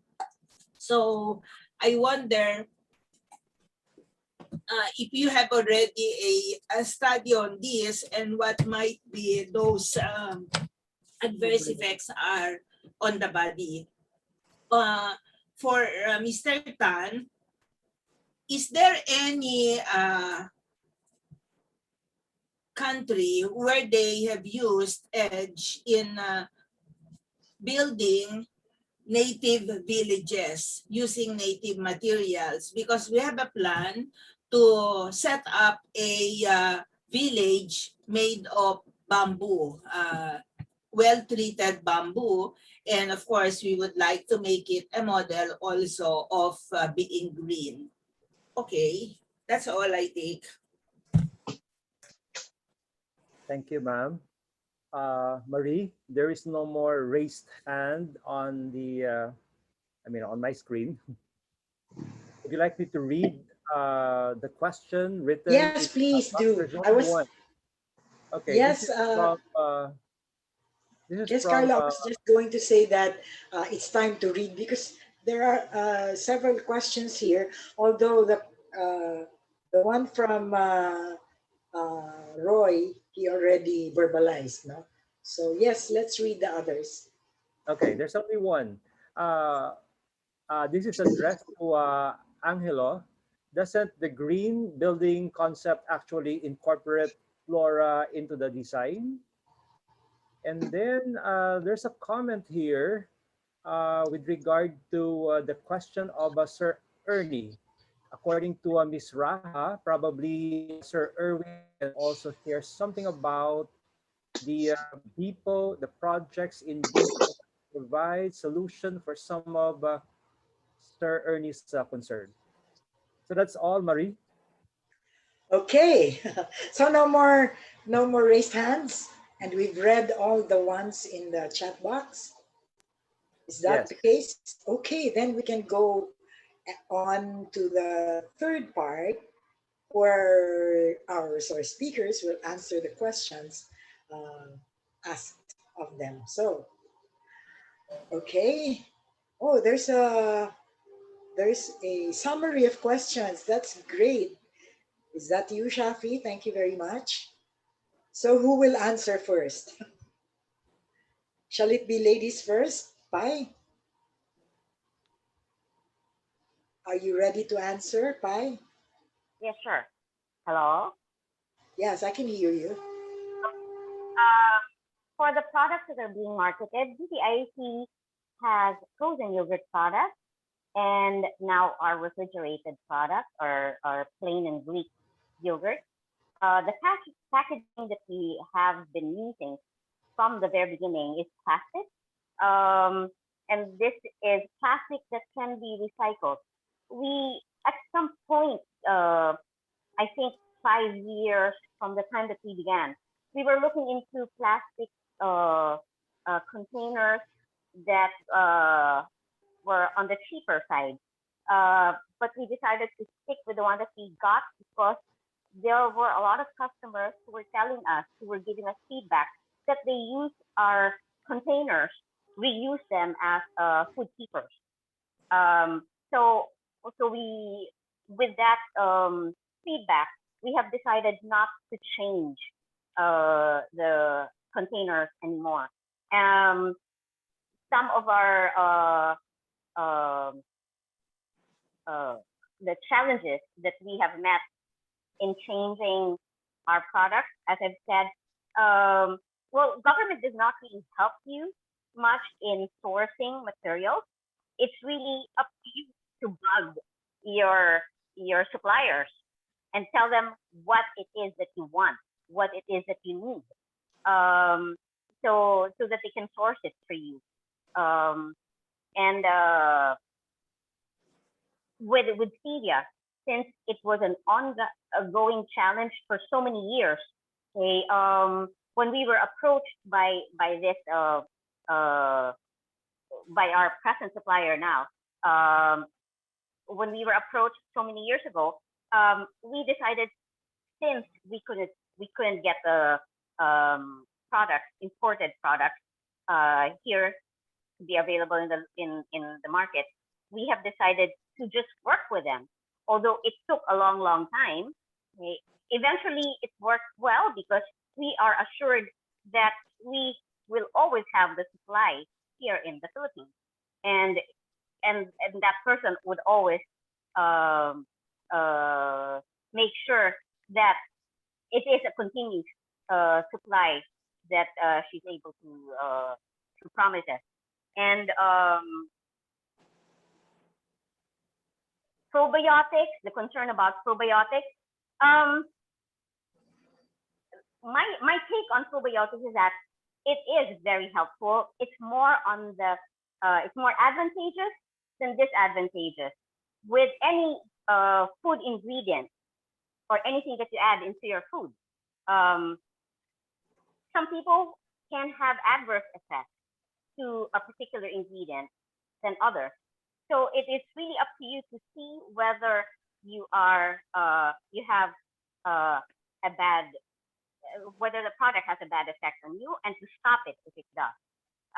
But so far with probiotics, I've not really heard anything that's really super bad about it. On the contrary, the more probiotics you have, it's deemed to be better. Um, and there are a lot of probiotic products. I can't say that it's just yogurt. Yogurt, the bacteria that we use for yogurt is just a small part of it. Um, so I guess that's it. Uh, Also, the question on availability. Uh, our products. There was a person who was asking whether about us not being available in SM. We are really not in the SM supermarkets nor in the malls right now. We are in the Robinsons and the previous Rustan, which is now converted to marketplace. We are readily available in those supermarkets. Um, Right now, majority of our stores we have closed because of the pandemic. Hopefully, in the next year or two, we'll be able to open them again. Um, uh, for a list, an updated list of where we are available, we invite you to look into our website, www.pticfrozenyogurt.com, or email, or shoot us an email, pticfrozenyogurt@gmail.com.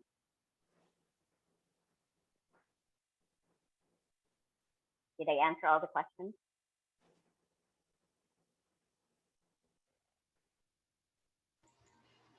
Okay.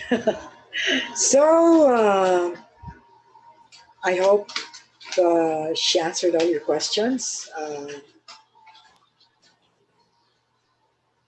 So now it's Erwin's turn. Erwin, you have the questions on the screen already. So Thank you for your questions. I actually also took down notes of the questions, but yeah, I'll follow the one on the screen instead. Okay. As for the we start it, as we speak, the entire project right now has been self-funded. Okay, so our group we were able to put up the initial capital required to get this going. In terms of support from the government, none so far. We decided to do the initial pilot program first a few years ago, and then we kept on doing improvements, doing heavy R&D, and then we have heard of some um, incentives from, for example, the Board of Investments, and then also some assistance probably from the DOST, but we haven't explored those yet, mainly because we wanted to get this technology up and running smoothly first.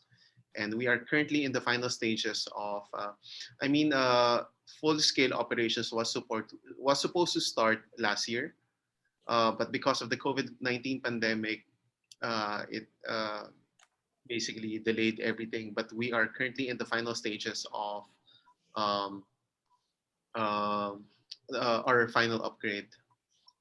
As for the second question, for pyrolysis, I believe this came from Mom Esther. So yes, we do have a certificate issued by the DOST.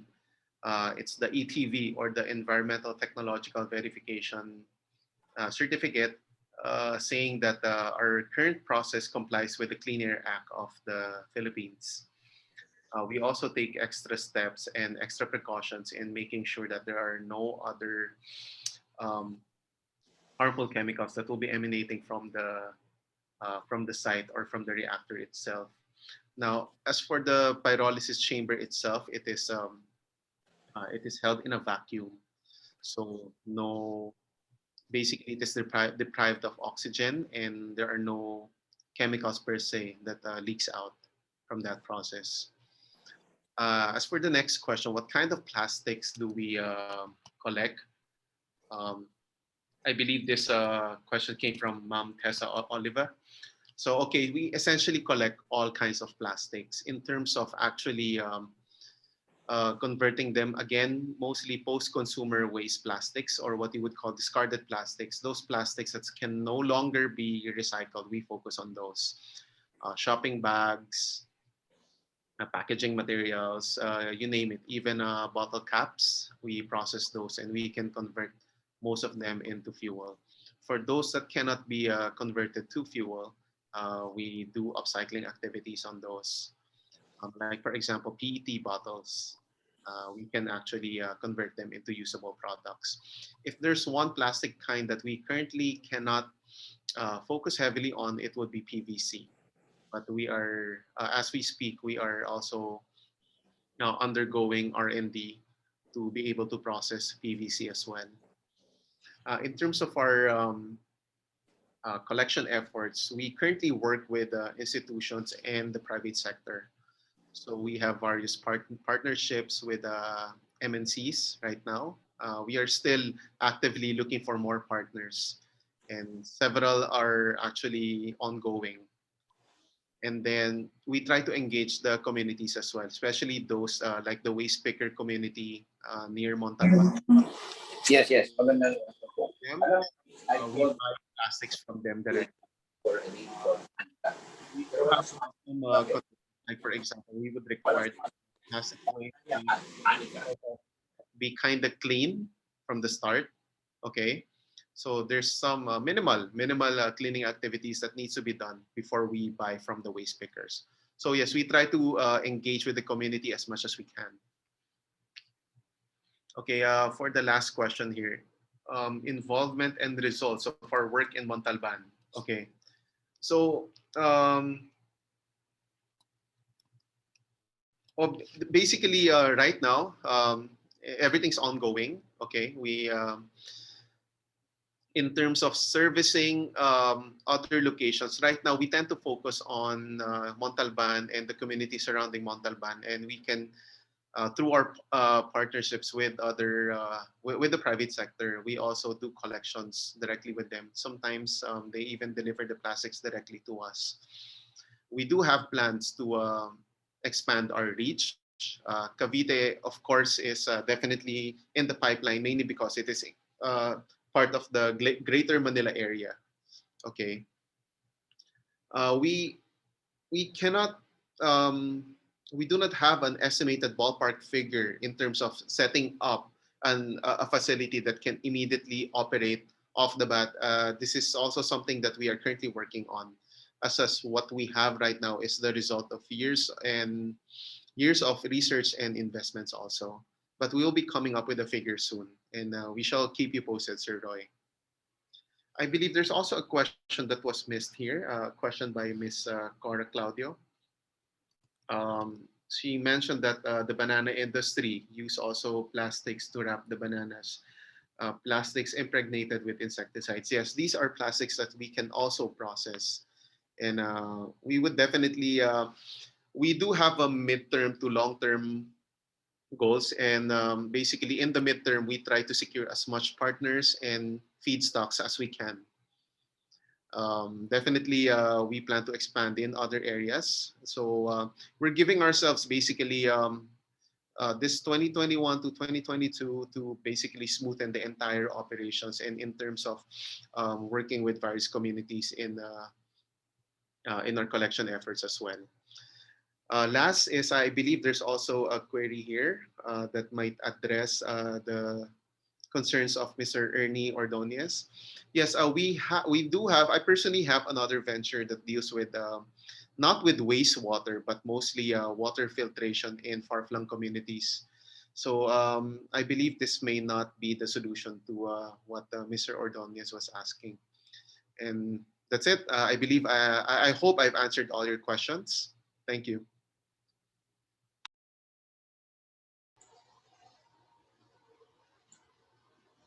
Okay, we have one last um, resource speaker to put on the uh, to put in the limelight. No? Yes, let's hear from Angelo Tan.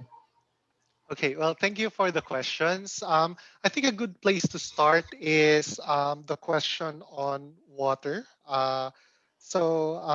By Ernesto. So about water, this is a very relevant discussion. This is something that we really need to talk about because, you know, more than 2 billion people still don't have access to clean and safe water. Around that same number doesn't have access to clean sanitation from a broader perspective, and of course scarcity of water coming from climate change, and the reason why and again Ernesto did say that we with this edge green building standard, we're trying to come up with a more comprehensive approach. So that's why we're not really focusing on water. That said, from a broader perspective, the International Finance Corporation and also the World Bank Group are working together on broader initiatives that address water on its own. So, for example, uh, IFC works closely with the World Bank Group to provide a complete solution for clients in the form of advisory, investments, in the form of blended finance, guarantees, and end-to-end support, really, from inception up to financing of projects that are related to water. We work with companies, we work with municipals, regional governments, including especially public-private partnerships to enhance water delivery to areas where it is needed the most. Just in the work of IFC, there's a new instrument that we're working on called Blue Bonds, which offer an opportunity for private sector capital to be mobilized to support initiatives that promote the blue economy. So meaning these are initiatives that can help sequestration of carbon in oceans, shoreline protection, generating ocean energy, offshore wind power. So a lot of opportunities in the blue economy. And that brings us really to another question here, which is about incorporating Flora into the design. So um, we want to be comprehensive in terms of our green building standard, but we also don't want to be too comprehensive that it becomes difficult for developers in emerging markets to also certify as green. So as mentioned, for Edge, we're looking at energy, water, and resource efficiency. And I think there was also someone who raised the issue about green spaces. And these are all measures that are evaluated in other green building rating systems.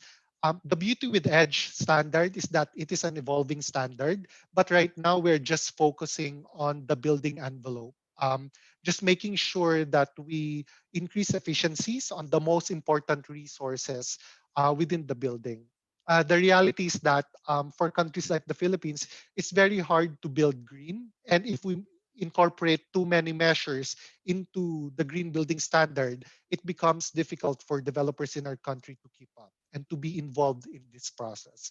As we always say, the green building movement cannot be truly transformational if it is also not inclusive.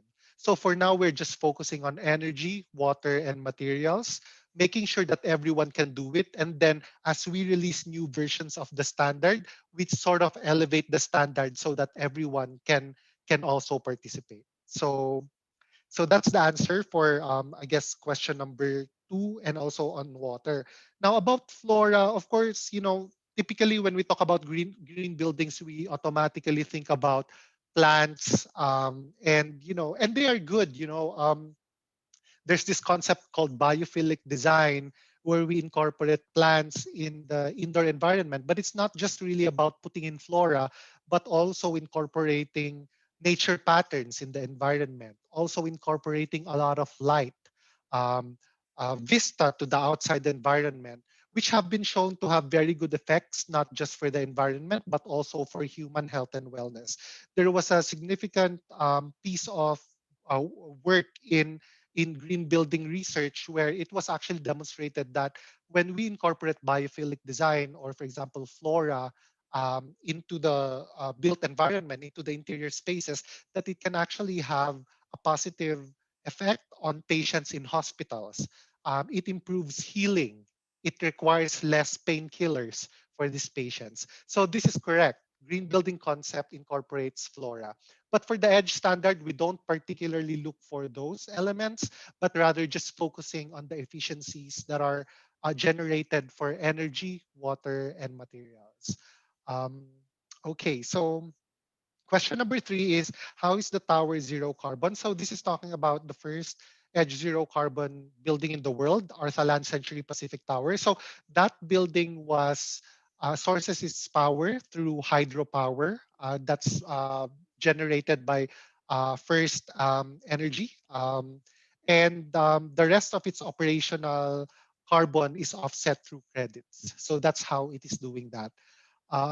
We are not yet looking at offsetting the carbon that was used in the construction materials, but we're now working on incorporating that as well. Okay, so next question is, some subdivisions are being developed in mountains. Can this be counted as green building?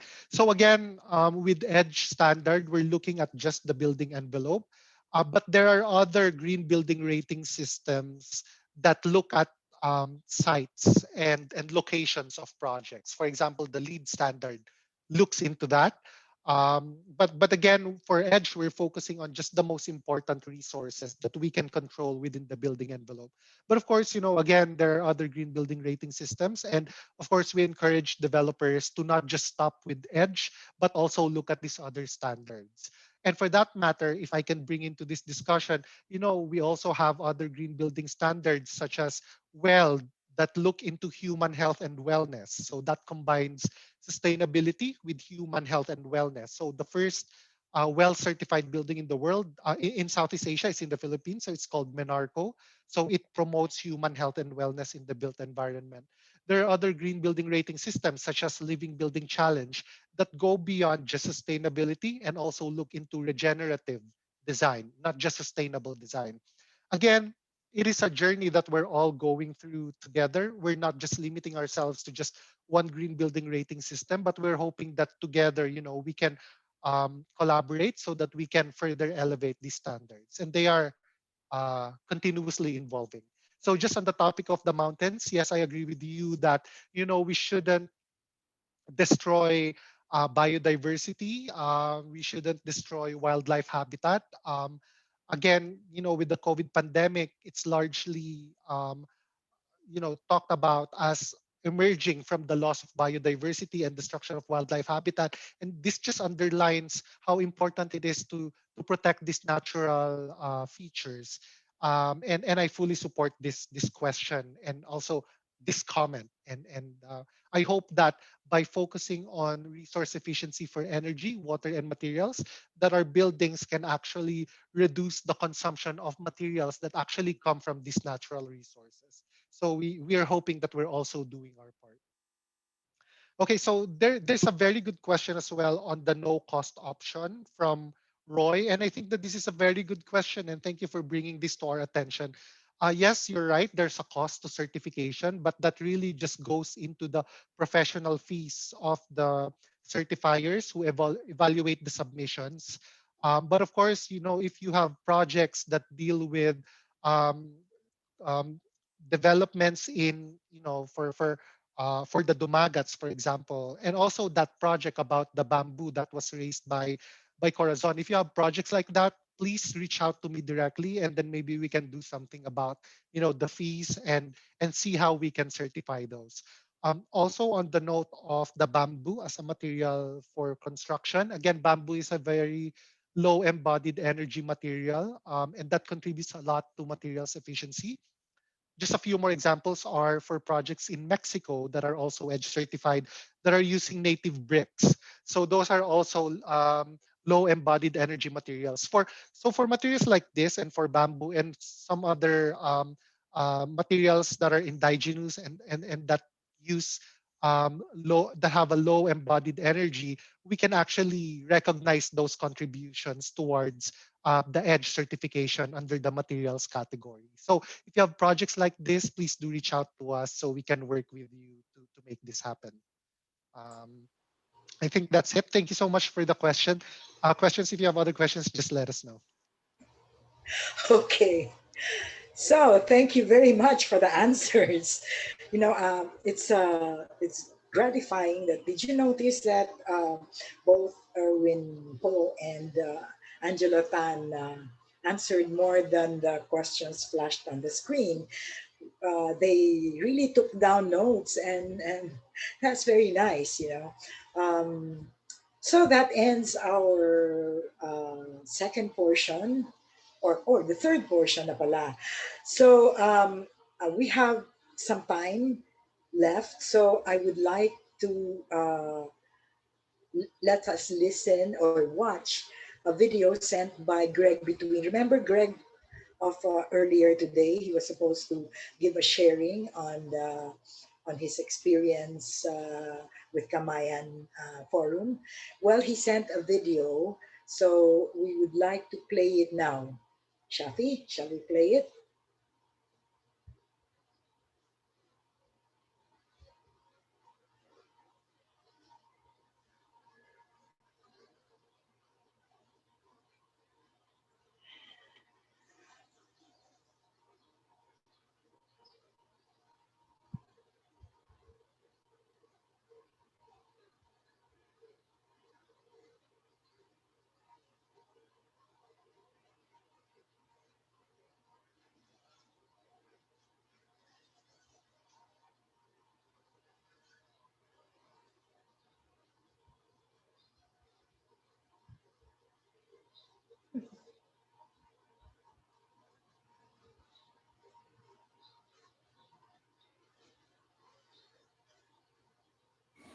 Magandang hapon po sa ating lahat.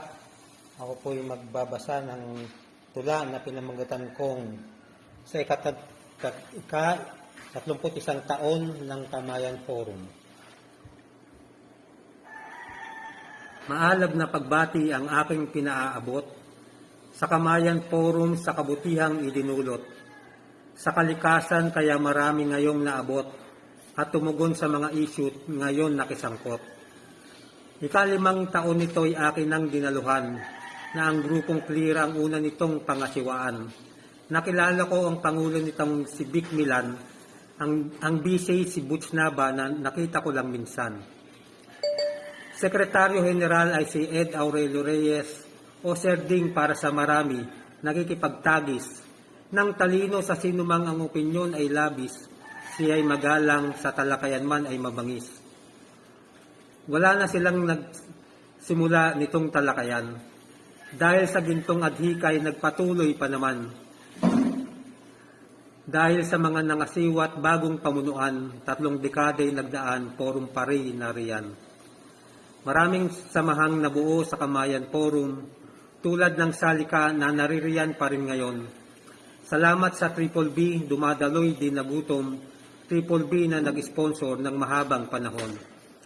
Sa bumubuo po ng Kamayan Forum, mabuhay. Sa inyong lahat, taas noo kaming nagpupugay. Sa inyong sa kalikasan ay nagsisilbing tunay, naway magpatuloy pa tayong magkaugnay-ugnay. Maraming salamat po. Okay. Wow, meron pang wedding picture. Okay. Maraming salamat, Greg. Diyan na siya nag-asawa sa Kamayan Forum. At trivia, we have time for it. Tama yung yung sinabi ni Greg na hindi tayo binitiwan ng Triple V.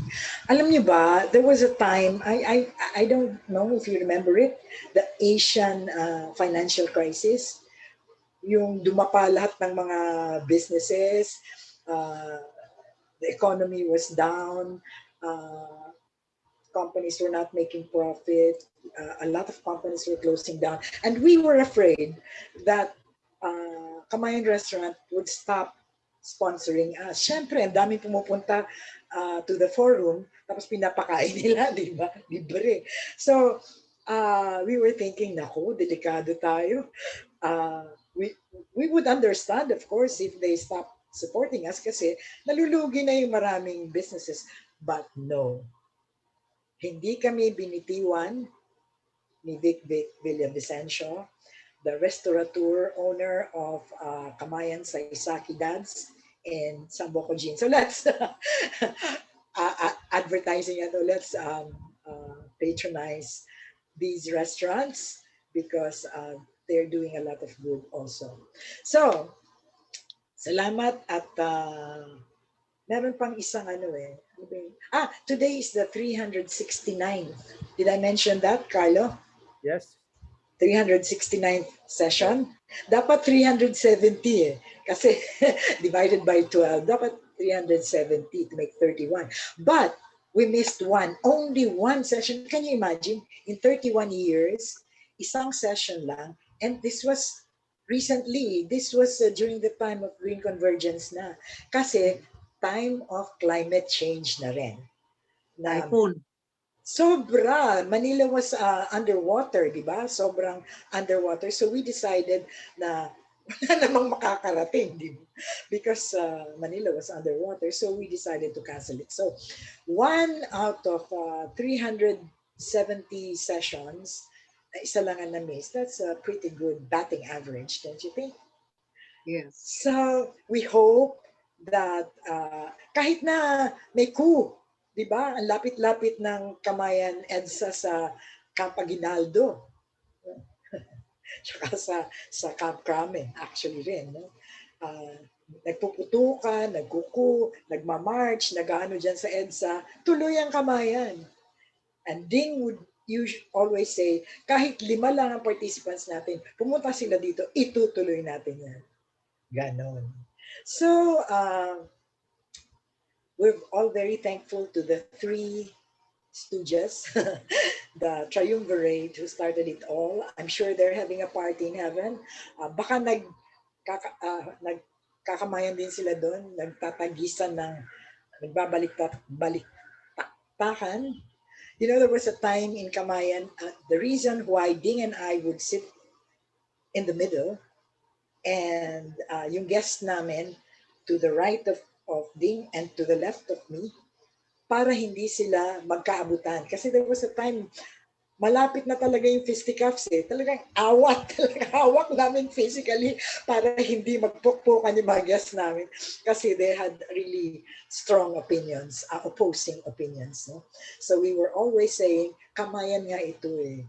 So dapat magkamayan tayo. We agree to disagree if we cannot really find a point of agreement. So, Marie? shall we have another 20 years or 30 years? Yes, Carlo. Marie, at this point, we can probably recognize the new generation of Kamayan attendees. I have here the list. Oh, yes, please do, Carlo, yes. Okay, so right now, we have in the gallery the presence of the following from the different organizations, schools, etc. From Bohol Island State University, De La Salle University, Capitolio High School, Miriam College, Mindanao State University, Lanao del Norte Agricultural College, Negros Oriental State University, Philippine Women's University, Philippine National University, Silliman University, St. Mary's College, Quezon City, University of Santo Tomas. There's an acronym here. I do not know the meaning. I'm sorry. UTSA. And then from business, Cagayan de Oro Chamber of Commerce and Industry Foundation, Inc., JJC Legazpi. We also have here representatives from the Daughters of Charity of St. Vincent de Paul. Also, some representatives from the Department of Education, LGU of San Simon. And then some NGOs are also present here. JCI Manilena Rotary Club of Raha Sulaiman, COCAP, Kamalaysayan Aksyon Klima, Makakalikasan Green Governance Policy Center, Inc., Alianza Agricultura, Climate Crisis and Sustainable Development Network, and there's another one,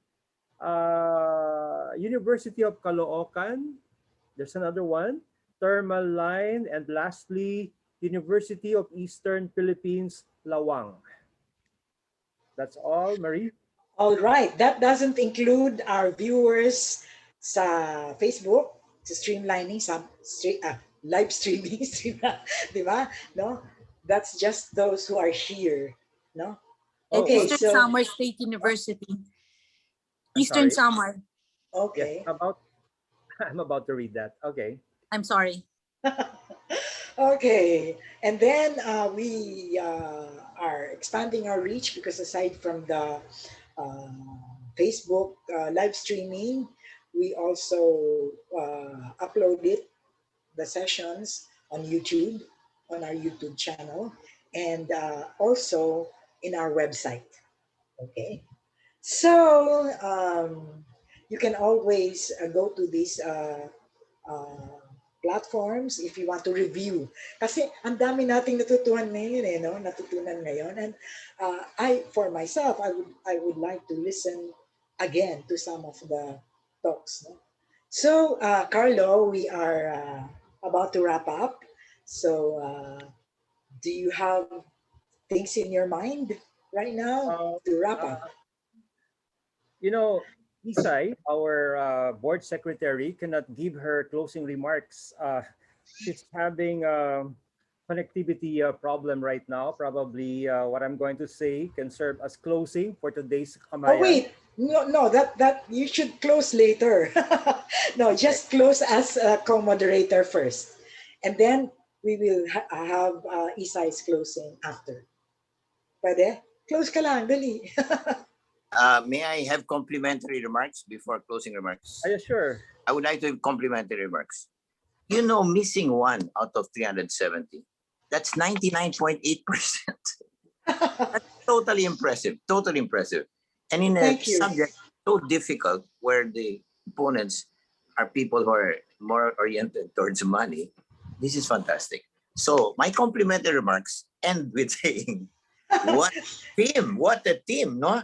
And I hope the new generation which you introduced, Mr. Garcia, will be just as strong and as good looking as you. Okay, Thank you. congratulations. Wow.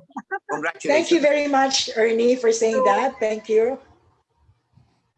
Really, thank you. Okay, so Carlo, ano ka na? As co-moderator, what can you say?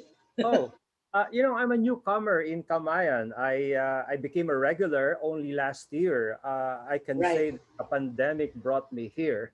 And that's something great. No, I don't mean pandemic is great. My being here is definitely great, no? And I am so far enjoying it. But I look forward to having more co-moderators in the future. We can, as we have said before, we can have a training of younger people That's so that right. we can have another 20, 30 30, 40 years, 50. years more until we achieve climate neutrality in 2050. Yes, in So 2050. Yeah. it's great to be here, Marie. Thank you, Carlo. It's great to have you. I really asked Carlo to be here because uh, mahirap yung, I've been doing this for the past, 25 years.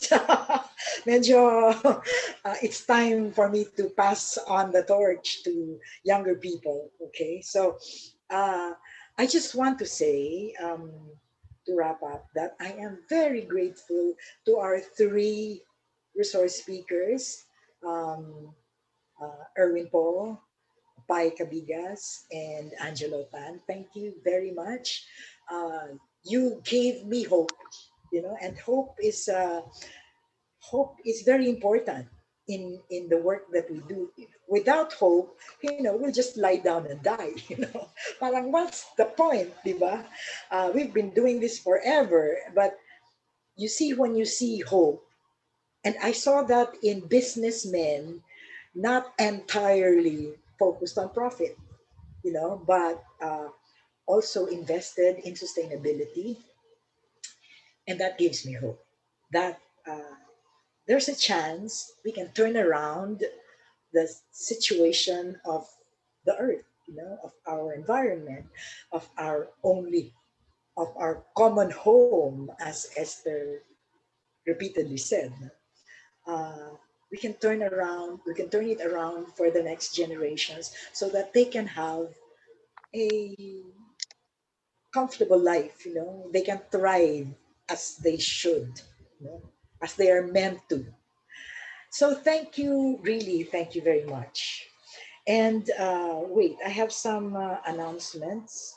Marie, I can see the hand of Dr. Cora Claudio. I think she would No, like to. this is just a small recommendation if we have not done it yet, no?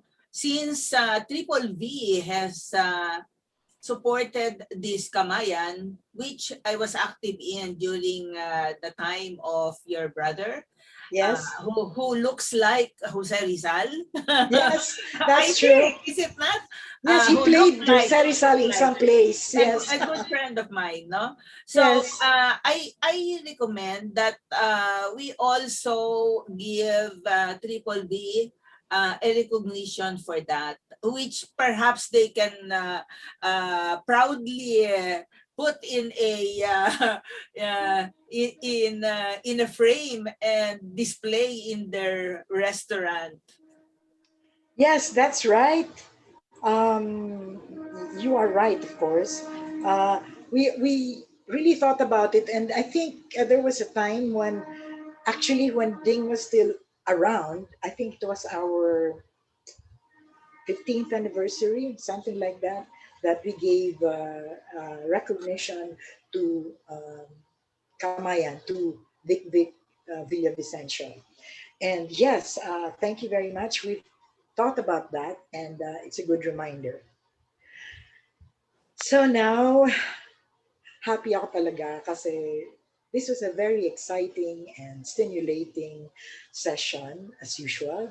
We've been having really, really good sessions these past months. Not The sessions are good if the participants are also good. So thank you also to the participants who are here and those who are on Facebook and those who will watch this later on. Just a few reminders. The next forum will be on April 16, 2021. That will be our Earth Day session. That's the Earth Month, no?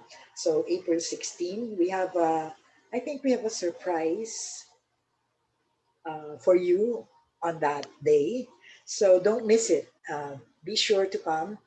We have, a nice surprise for everyone. And then I would like to say that those who are requesting for e certificate of participation, please know that you must actually be present in the forum, not merely pre-registered.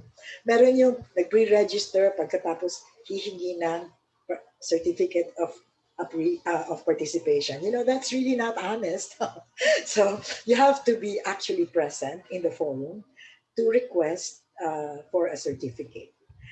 And also, you must submit a duly accomplished evaluation form. Oh, Carlo, have you told them about the evaluation form yet? I was told that the link will be posted in the chat box. Let me check if it's already there. Okay. Not yet there, but I would like to tell the people here that it will be posted in the link. So please, before you leave the Zoom room later, click the link, and that will bring you to the evaluation. Yes, actually, I would like to appeal that that everyone evaluate our sessions. It will help us produce better sessions. So we would really appreciate hearing from you. Okay. And then lastly, please stay for the souvenir screenshots after our final speaker, which will be, again, Carlo Garcia, Dr. Carlo Garcia, speaking in behalf of our board secretary or the board secretary of Green Convergence, Clarissa Isay Magsarile. Carlo? Oh, this is just short. Uh, Putting a balance between business, environment, and people is definitely possible. The testimonies of our three speakers will prove that. Uh, well, I can say that I can only wish that your tribe may increase. Erwin, Pai, and Angelo, I am so impressed with what you have just shared, with what you presented, and with your advocacies and commitment. And for all of us here, I believe that we are all environmentalists here. Let's proactively reach out to more entrepreneurs, big and small. Let's bring them to our side. Business covers almost all aspects of our life, from the time we wake up till the time we sleep. Actually, even in our sleep, all the products of this business people are with us from the time we're born and from the time we die. They influence us. That's how powerful this sector is. And together, if they're with us, we can also be powerful force to stimulate change, and that's what Dr. Galang always say, to make the quantum leap to a better future for all of us and for our planet. Again, thank you to Erwin, Pai, and Angelo, and all the people who are present here. Looking forward to having you again in the next 20, 30, 40 years of Kamayan. Thank you. Thank you, Carlo. And now please turn on your videos. We are going to take our souvenir screenshots. Shafi, tell us when you're ready. Okay, but we'll just wait for the rest to turn on their videos. While waiting, I just like to remind everyone that the Kamayan evaluation link has been sent to the chat box. So that's bit.ly/KamayanEval. That's bit.ly/KamayanEval. But don't worry, this will also be sent to your emails if you cannot access it right now. Okay, so I think everyone who would like to join the batch photo, I think their cameras are already on. So just look at the camera and I'll just count to three. 369th batch. 2, 3. Next batch. 1, 2, 3. And the last batch. 1, 2, 3. Okay, thank you, everyone. Thank you, everyone. God Bravo, bless. bravo, bravo. Thank Have you a so good day, much. everyone. See you Thank you, in April. See Thank you. you, Shafi. For having Thank us. you, Happy. Thanks, everyone. Bye. Bye. Keep safe, everyone. Thank you po. Thank you so much. Happy anniversary. Thank you.